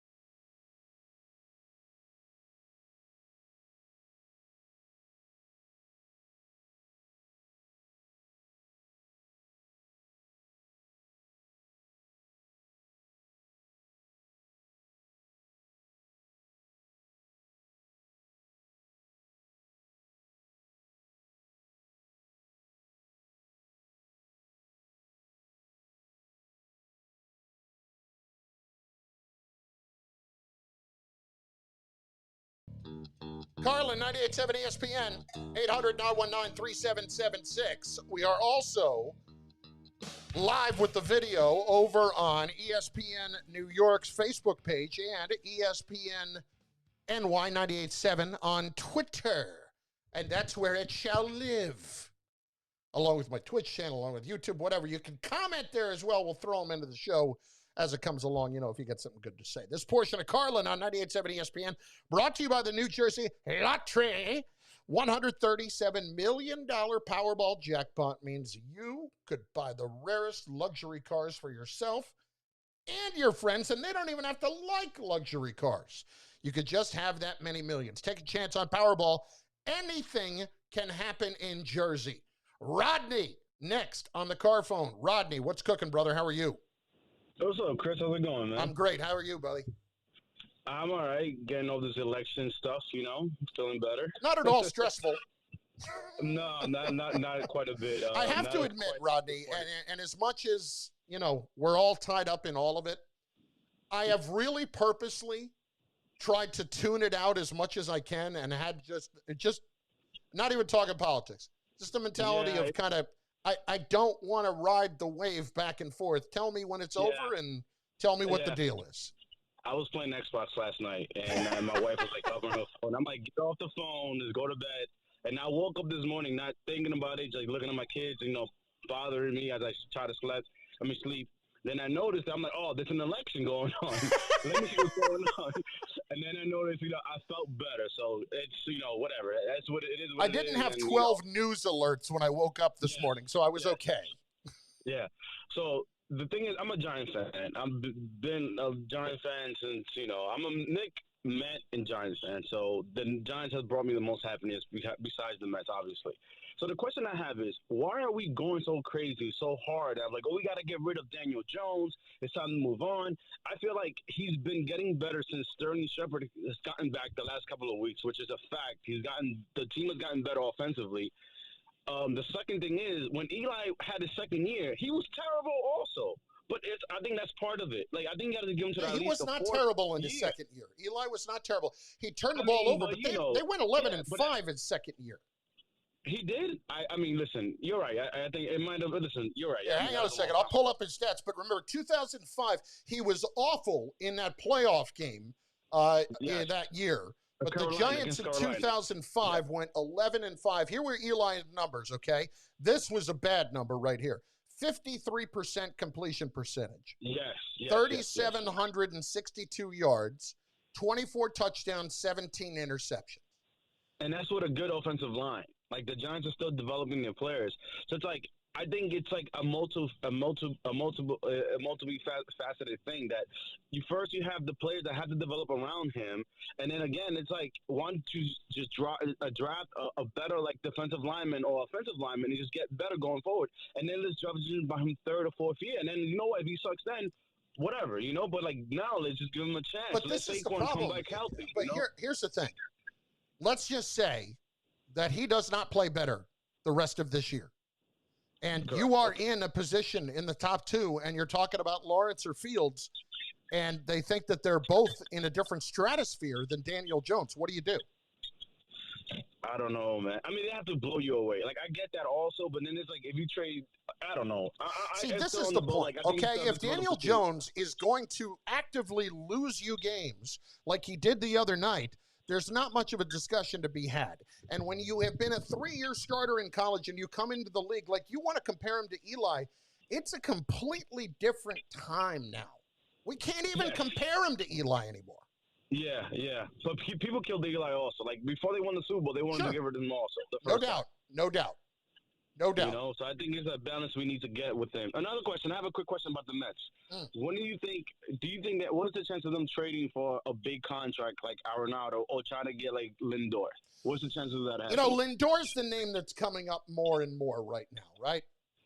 Right. I don't know if I'm the Mets that's where I'm going this year. I don't know if that's where I'm going. Lindor, I might have a chance to go sign in the offseason without giving up a ton. And what are the Indians asking for Lindor? You're not giving up, if they're asking for Alonso, that's not happening. If No. you're talking about, let's say, Dominic Smith and a package in and around him, maybe. But I think the Mets, they need to focus their priorities more on a place like George Springer in center field. And I have to tell you, I'm tempted to give Jimenez a chance at shortstop and figure out what I'm going to do with Rosario. Yes, I'm good with that also. I like Jimenez. I like him a lot. I think he's got a chance to be decent. Yeah, I don't think Jimenez is ever going to be Lindor, but No. if you play him next year and then Lindor's a free agent in the offseason, boy, you could start dreaming about those scenarios now. Thanks for the call. You could start thinking about the possibilities that are there.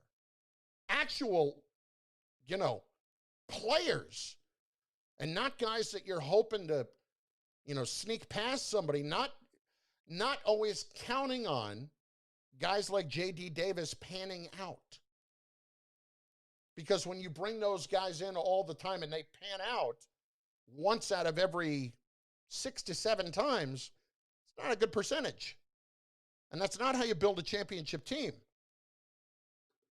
So that's where a true problem lies there. Muhammad is in Staten Island. He's next, 98.7 ESPN. Muhammad, what's up?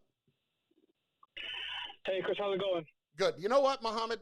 Sit tight for a second. I didn't realize that we're up against it here.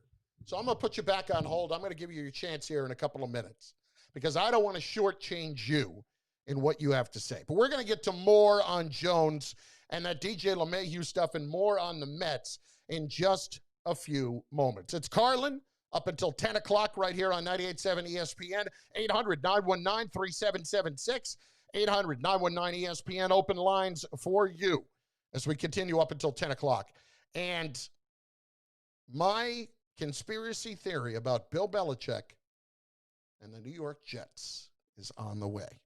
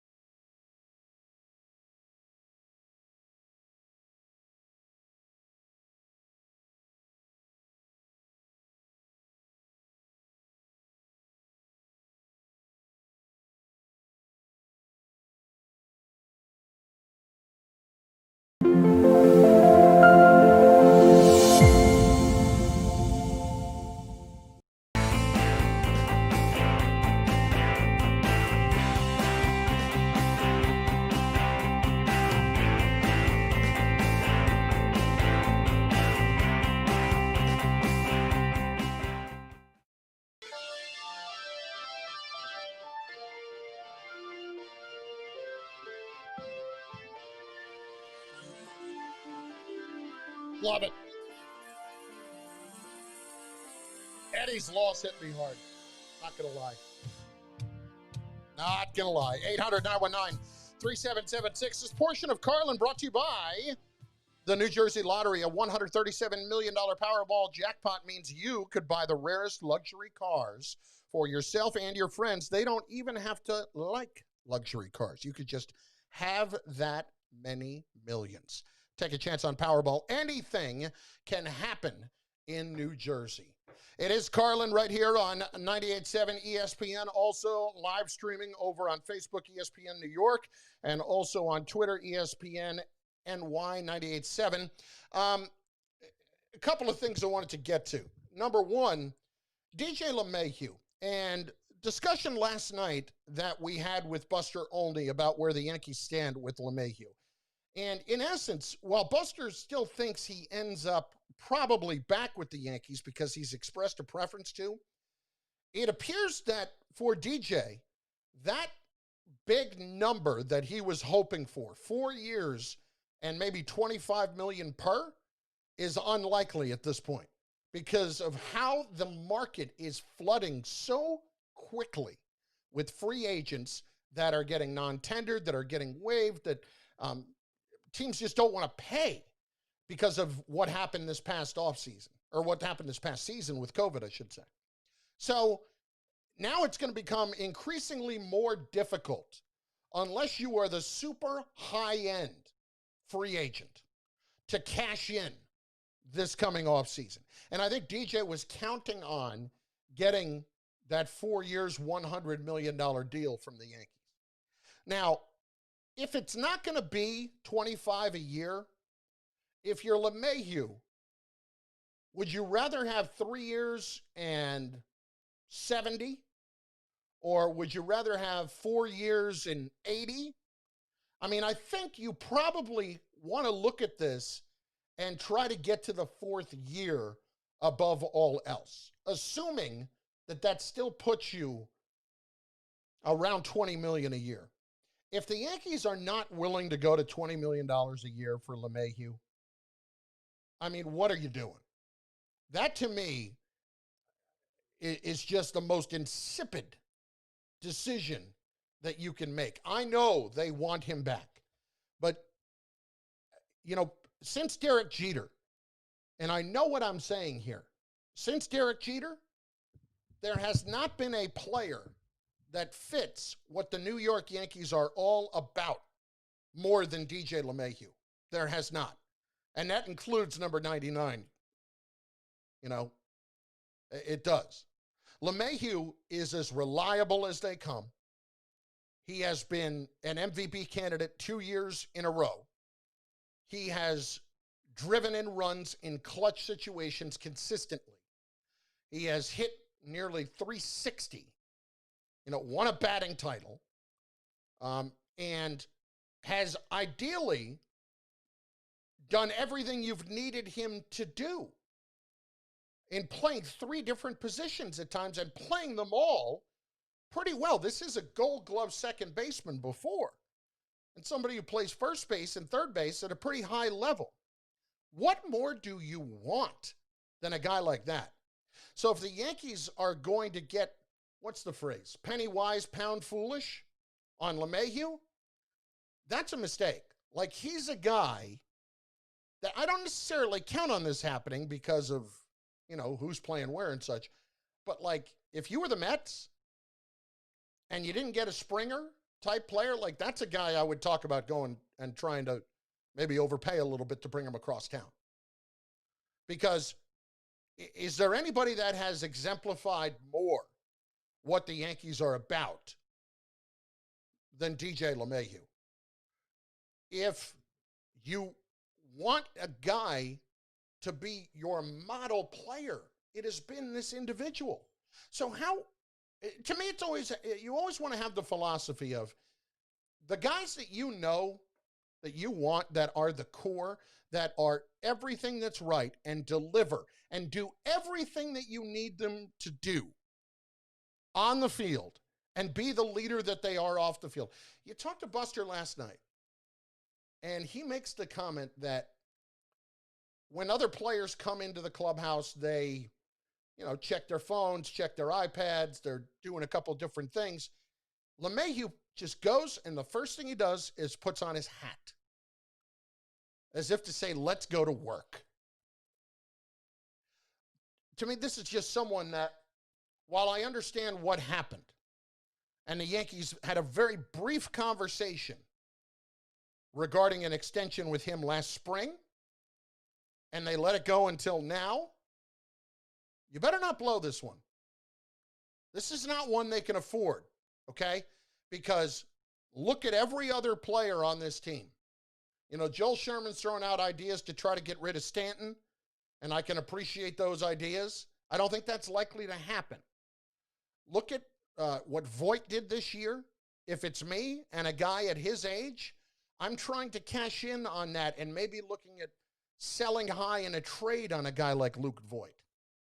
LeMahieu is not somebody that you screw around with. At 31 years old, this is a player that will still deliver at a high level at 35. He may not be an MVP candidate at 35, but it'll still be pretty damn good. Don't screw around with this guy. Even now, when the market is flooded with free agents. And that is point number 2. Where it comes to the Mets, where it comes to the Yankees, where it comes to really everybody around baseball at the moment. The market is going to flood. Remember the whole idea that, and I think I heard this about like the 30s, the 40s, the 50s, that when they considered free agency, they actually considered making everybody play on one-year contracts. And maybe they could go play somewhere else the following year when they first considered it. That's what it feels like this year could be. Because you're going to have so many players across baseball that are going to look for a one-year deal thinking they're going to cash in next year and get that big deal, that maybe they're going to leave some money on the table somewhere. This is going to get trickier for the mid to mid-high level player. They're going to want to make sure they get theirs and realize that this is not the offseason to do that. But if you're counting on it happening next year, be careful. Be very careful.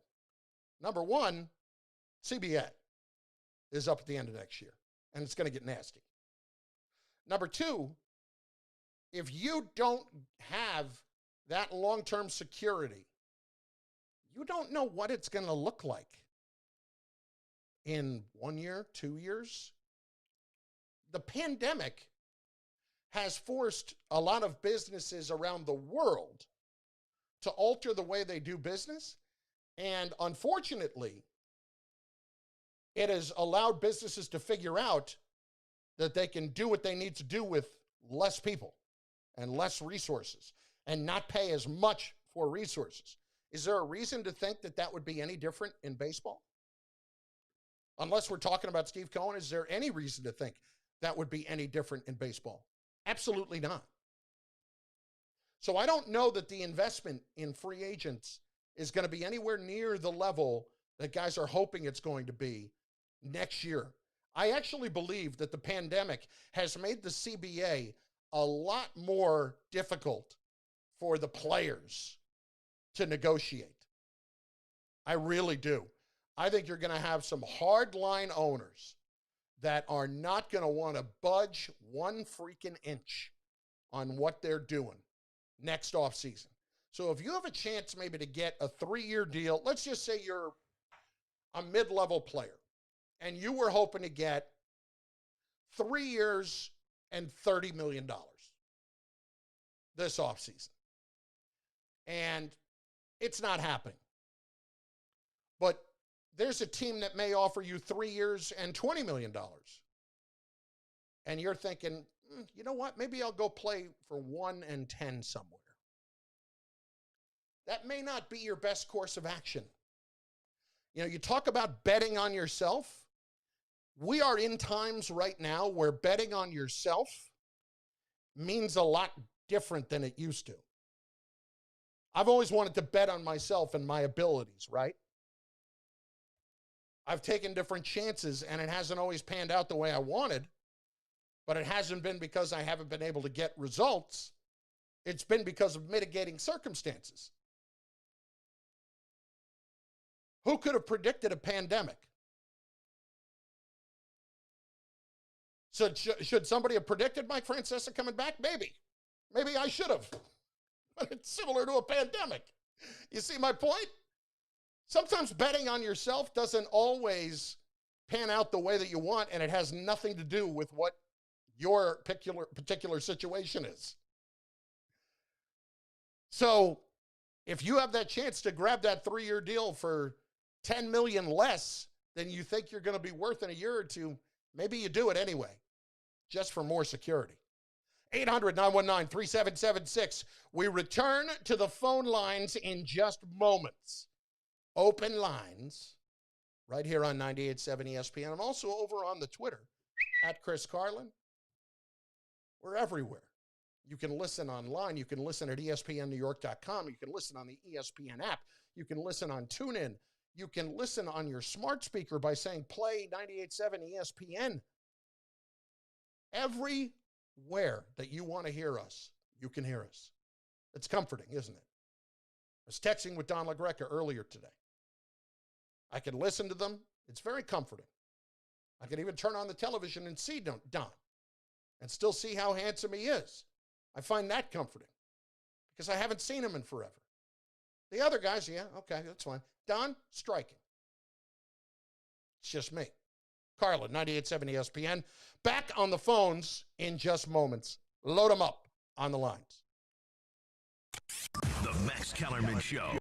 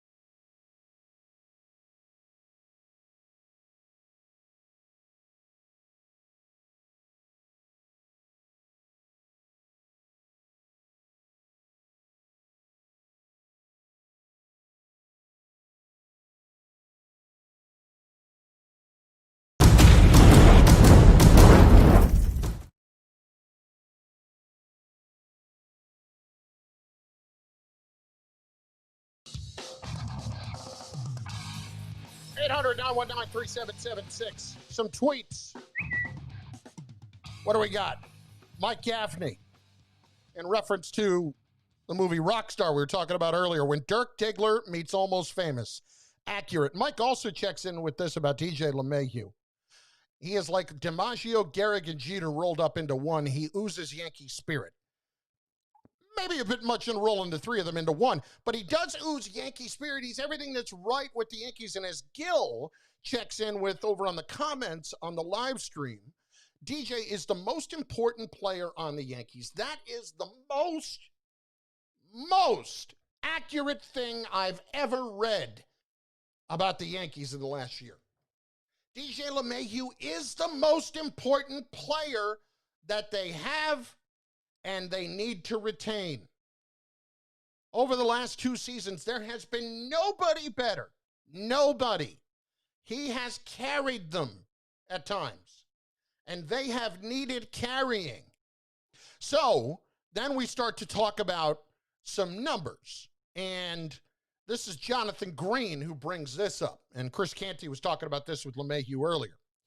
The price may have possibly increased. I don't think it's increased at this point, like it did maybe in the offseason or during the season when we thought guys were going to get paid, but maybe not now so much.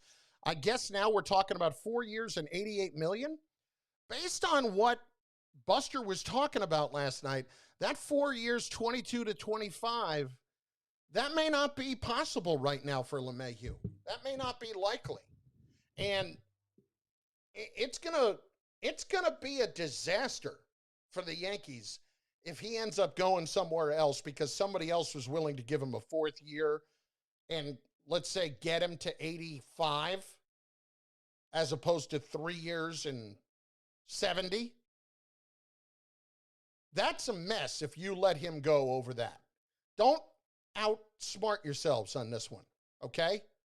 You outsmarted yourselves in game 2 of the playoffs. Don't outsmart yourselves here. I'm not saying, be irresponsible. But there are certain guys you don't blank with. This is one of those guys. Don't blank with DJ LeMahieu. Jarv checking in on the stream and on Twitter. DJ LeMahieu seems like the kind of guy where when he was young, his dad would drop him off in the middle of nowhere in winter, give him a pocket knife, and tell him to find his way home.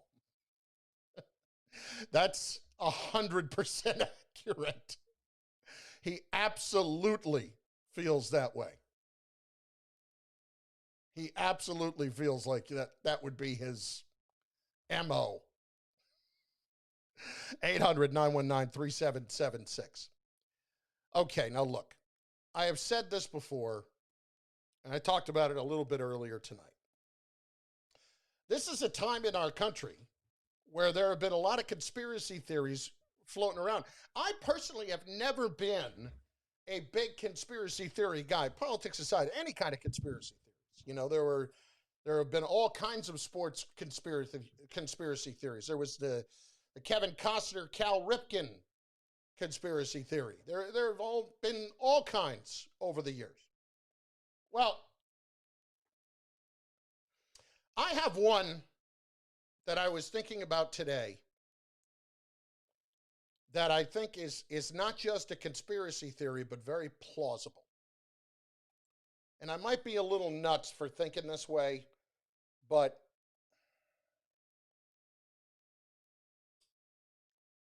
I think it's true. And I think it's very possible. Bill Belichick, the New York Jets. No love lost there, correct? Of course not. Bill Belichick does not look like anyone that is ready to give up coaching anytime soon. Fair to say? I think so. This is what he does with his life. He loves coaching football. So, here he is in a position this season at 2-5 with 10 teams in the AFC in front of him for playoff spots. They may even expand the playoffs a little bit this year. There's even talk about adding an 8th team in both conferences this year if they can't get enough games in because of COVID. Even so, there are 10 teams in front of the 2-5 New England Patriots. As we know, they play the New York Jets this coming Monday night. They play the Jets twice, Monday night and the last game of the season. They also play the Houston Texans in a few weeks. Why is that important? Well, the Houston Texans are 1-7, 1-6, 1-7 right now. And they have already traded away their number one pick for this upcoming draft to the Miami Dolphins in the Laramie Tunsil trade. So they don't even have a first-round pick, and they are battling it out right now with the Jets, with the Jaguars, with the Giants for that number one overall pick. Let me ask this question. If you're Bill Belichick and you play the Jets twice and you play the Texans once and you're 2-5 and Trevor Lawrence is at the top of the draft,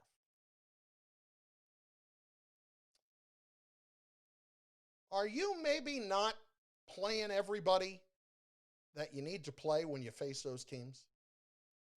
Are you maybe giving the extra little week of rest to a couple of players? Maybe you're going to get Jared Stidham a little bit more time on the field. Maybe you're going to go for it on 4th down and 7 from your own 45 in the first half. Maybe you're going to roll the dice in some spots where you normally wouldn't do it. Maybe you're not going to blitz in certain situations. Change up your defensive game plan a little bit. Maybe, just maybe, you're trying to have your own influence on not winning the game so as to keep Trevor Lawrence out of your division for the next 10 to 15 years. Now, I don't think Belichick is going to coach that long. I think he's going to coach at least another 5. And if that's the case, does Bill Belichick want to see Trevor Lawrence playing for the New York Jets? I don't think it's in his DNA to tank the rest of the season just to go get him. Okay? I don't think that's the case. I don't think he's going to try to finish 2-14. I don't see that. But could you see a scenario where he maybe doesn't give it the old college try when he's filling out that game day inactive list? You know what? Cam's ankle's bothering him a little bit. Maybe we'll go, not that Cam's been in any great shakes, but maybe we go Stidham today. Maybe Joe Thuney takes a day off. You know what I'm saying? His hamstring's been bothering him.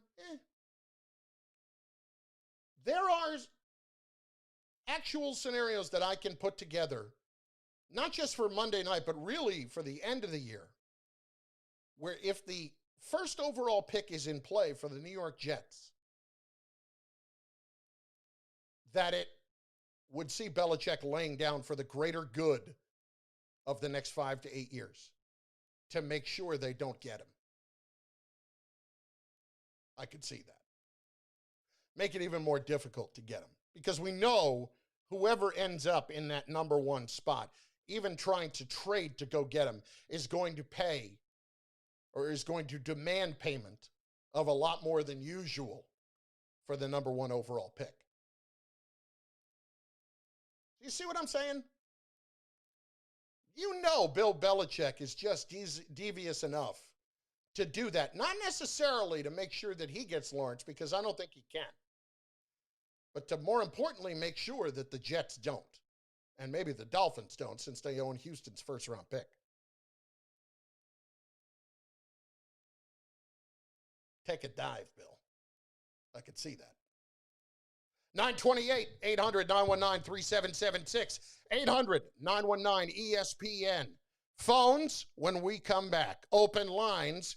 Good chance for you to get through right now to discuss Daniel Jones and his future or lack thereof with the New York Giants, to discuss Logan Ryan, in his comments from earlier today, the situation with Golden Tate, which is an ugly one, why Joe Judge continues to curry favor among players and fans, the Jets with Sam Darnold and the future, what it holds there if there is a future, and, of course, the Yankees and the Mets as free agency begins, and Steve Cohen closes in on finalizing his deal with the Mets. Carlin, 98.7 ESPN, light up them lines. Let's do it, people, on 98.7 ESPN, 929. This is DiPietro, Canty, and Rothenberg.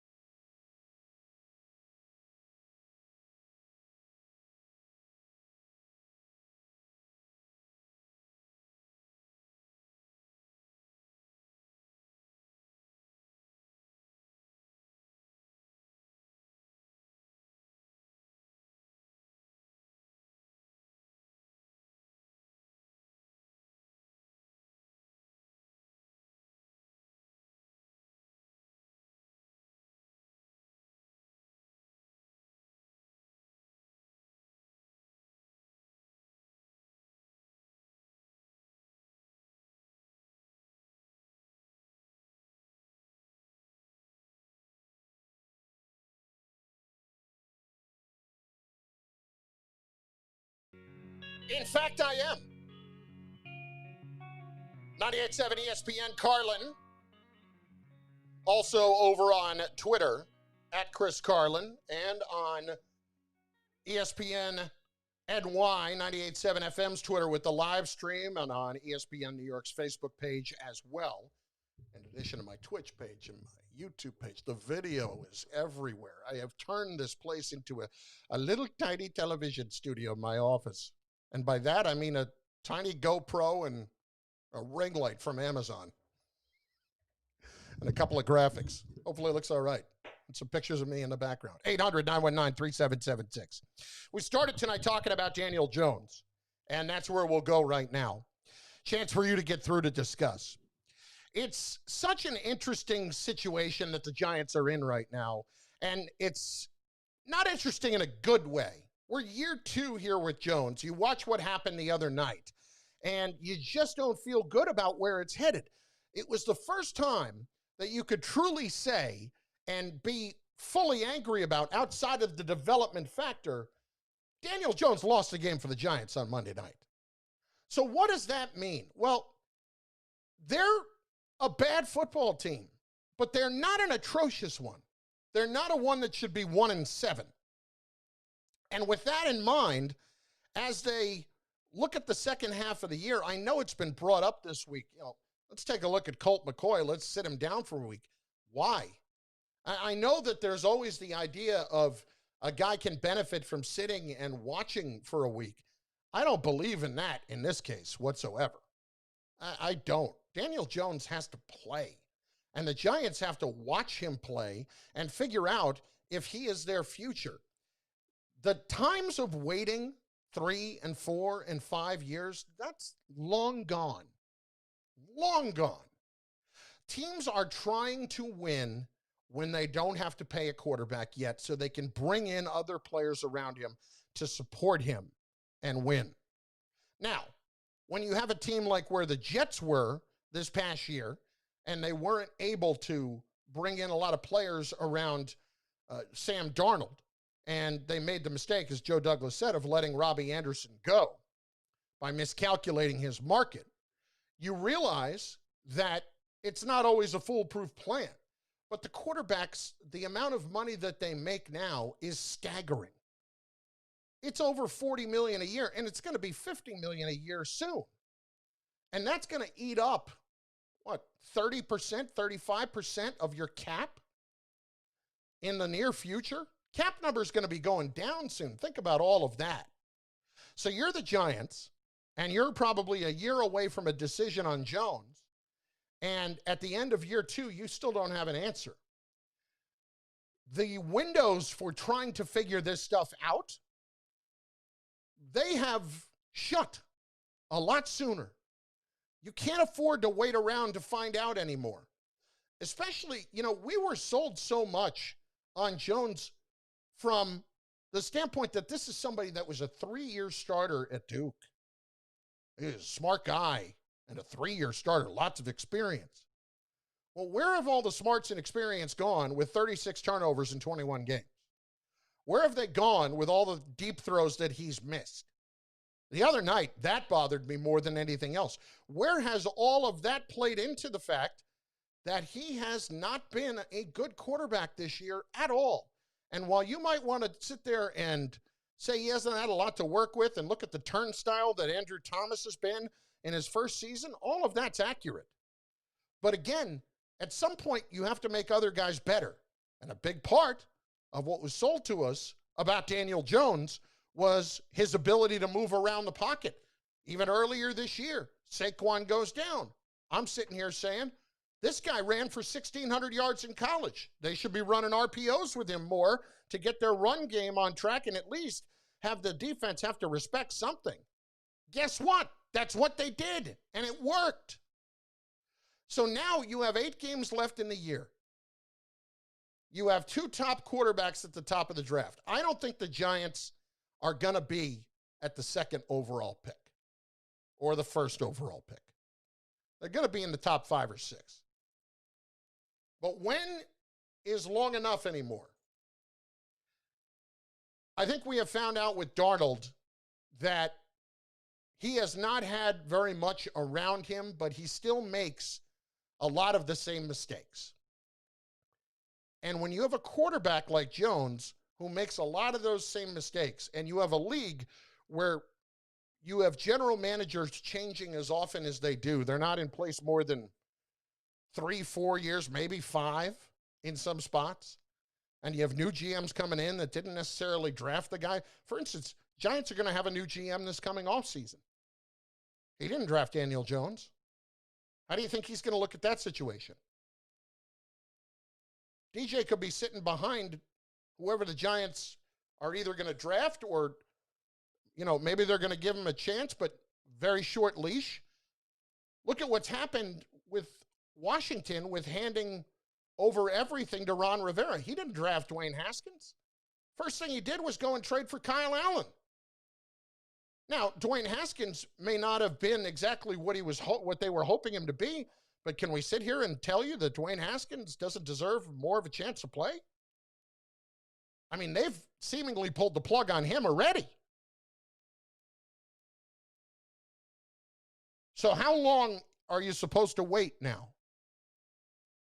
Because what's the nightmare scenario? What you're facing right now in Philadelphia. What you're facing right now, to a degree, with the Rams, even though they're still a good football team. You pay the quarterback, but you're still finding out he may not be the guy.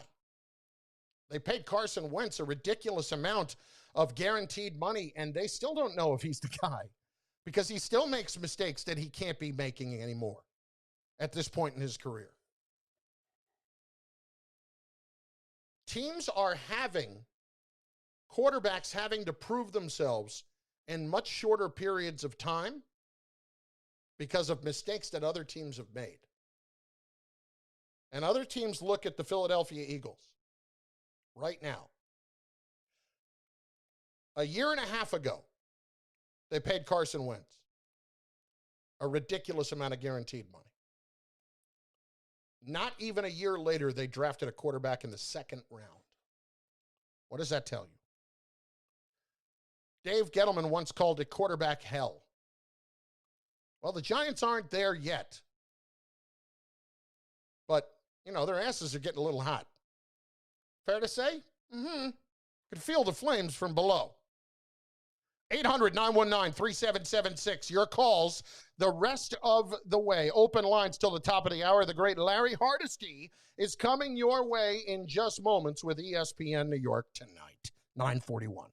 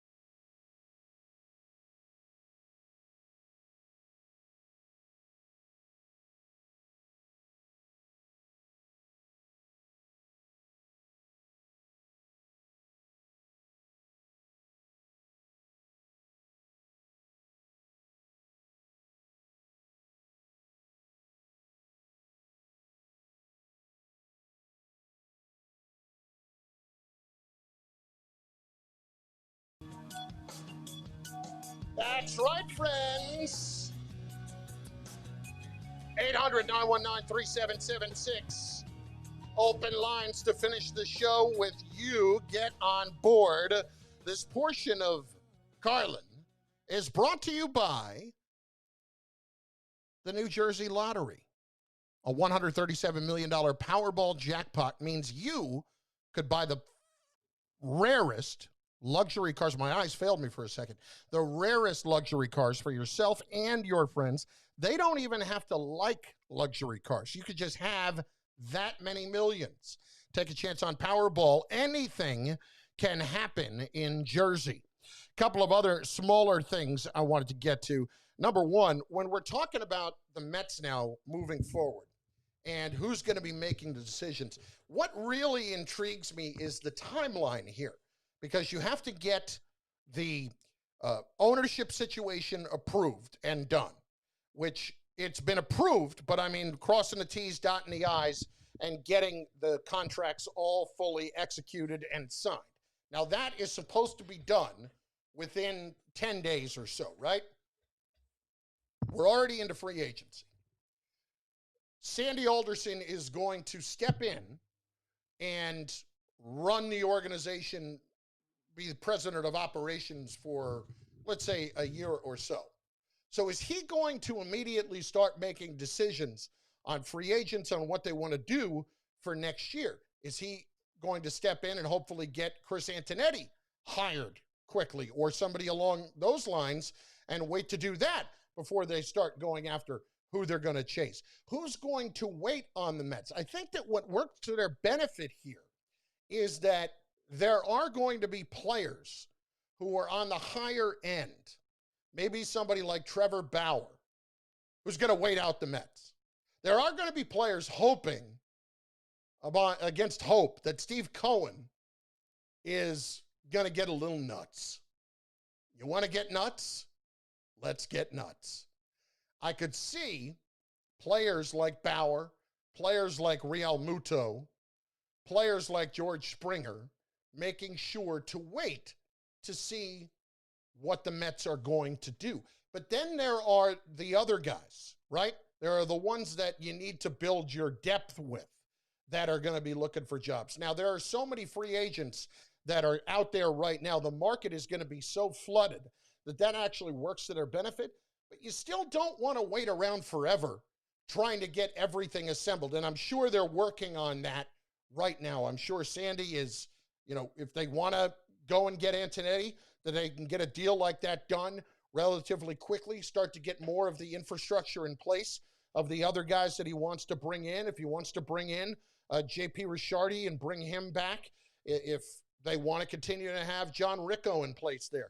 All the different guys that they want to be in a position of strength, in a position of power, running that organization underneath Antonetti and making the decisions. What are they doing with the manager? Are they going to continue to let Luis Rojas manage the team? My thought would be probably yes, but you have to get that all done in short order.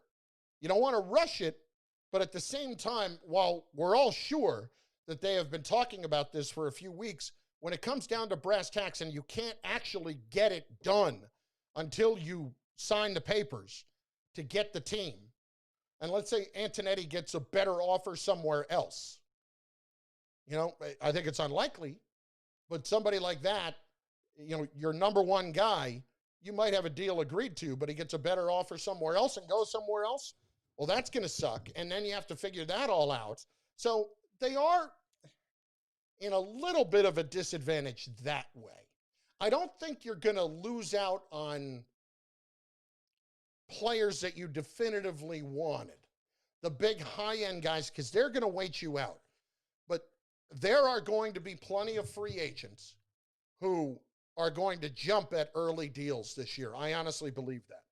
Because I think that if you're an agent, you're going to tell them to look at the landscape. Look at how many players are available out there. Look at how much the average player is going to be making here based off of a COVID season. Look at what's lying ahead with the potential of a lockout next year. I mean, I would call it almost a virtual guarantee with that CBA up at the end of next season. All of that being the case, how do you now not try to go right after that first offer or two that you get and take a bird in the hand, so to speak? The big guys this offseason, they may not do that. Others, they very well may. I could see that happening. And that would be an unfortunate situation that would work against the Mets in that spot.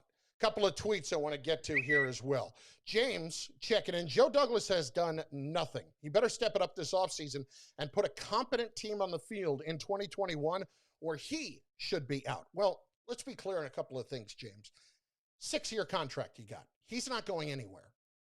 He is a guy that I think knew what he was getting into, and that's why he got the 6-year contract, because he knew it was going to take a lot of time, or demanded it because he knew it was going to take a lot of time to unfold. So, and to really put together a championship team. Now, he has made a few mistakes in terms of guys that he has brought in. The offensive line has not been nearly as good as you would have hoped. Now, they've only played everybody together 3 times. Becton looks like the real deal. Mims has shown flashes in his first couple of games. Hopefully he can be that dynamic playmaker. But you're still waiting on a lot of guys. And the second half of the year, you're going to be watching guys like Ashton Davis to find out if he can play safety, if he can, because based on what we saw the other day, it wasn't pretty. He did not have a good indoctrination. And if you're Douglas, you have $80 million to work with this coming offseason. $80 million, and that's with the cap likely going down, and probably some more room that you could free up. I mean, they were going to be cutting Avery Williamson after this season anyway. So they got a 5th-round pick for him. That's a heck of a job. So you can knock Joe, and it has not been perfect, but I still fully believe in his ability. And, by the way, he should be the guy that is hiring the head coach. It should not be the same structure as it has been. And we've talked about that at length this week, because that structure, while it may work for other teams, is not working for the New York Jets. Luke Williamson checking in. Douglas could do it, but my goodwill is all used up. Until they show it, the words mean nothing. Yeah, I get that. If there's one thing that we have found out collectively in sports, in life, anywhere, me personally, over the last few years, absolutely, words mean very little. Words mean very little. Unless you text them to somebody. But words mean very, very little. And you're right. They can talk about all you want about what they're going to be and how they're going to be part of the solution and all that. But until you see the actions, until you see the results, I don't blame any Jet fan for not trusting anybody to be able to get the job done. All I'm basing it on more is his pedigree as a personnel guy, where he grew up and learned from, and the impact he had in Philadelphia in helping to build a world champion. Let's see here. Too Much Jersey checking in. 732. I mean, yeah, I'm not so sure that Christopher Woody and Joe Douglas are the guys to put fear into Bill Belichick. That's in reference to the Trevor Lawrence idea. So earlier, in case you missed it, I'm not a conspiracy theory guy, but I did float one. And it was this. Bill Belichick has a 2-5 football team that is going nowhere fast. They are done. Cooked. Adios. They are playing the Jets twice more, who are 0-8. And one win does a lot of damage to the Jets in terms of that number 1 overall pick. They are playing the Houston Texans once more, who traded their first-round pick to the Miami Dolphins, and the Texans have 1 win. Could Bill Belichick conceivably not put his best team on the field, make a couple of calls in some situations that he wouldn't normally make, to take a dive in a couple of these games? I'm not a conspiracy theory guy, but the reason he would do that is to keep Trevor Lawrence out of the AFC East and having to deal with him, especially with the New York Jets. losing a game or two to the Jets in the second half of the year, they'd all kind of look at him and laugh, and he'd be the one laughing in the end. Because if the Jets end up with the 4th pick, it ain't going to do them a whole lot of good. If the Miami Dolphins don't get that first pick because the Texans beat the Patriots, who's going to be laughing about it for the next 5 years? When you're sitting there and you're watching Trevor Lawrence light it up in the AFC South for the Jacksonville Jaguars, who are playing a 6th-round pick this week that I've never heard of. Juden? Something like that. Are you familiar with the work of David Blow? It's along those lines. Don't rule it out. I know it's crazy conspiracy theory, all that, but hey, don't rule it out. Tremendous job tonight by the great Jacob Perry, backbone of the show. We appreciate all of his help. Larry Hardesty with ESPN New York Tonight is coming up next, so don't you dare go anywhere. We will see you tomorrow night at 7 o'clock right here on 98.7 ESPN. Carlin, out. Thank you, Chris. I'm not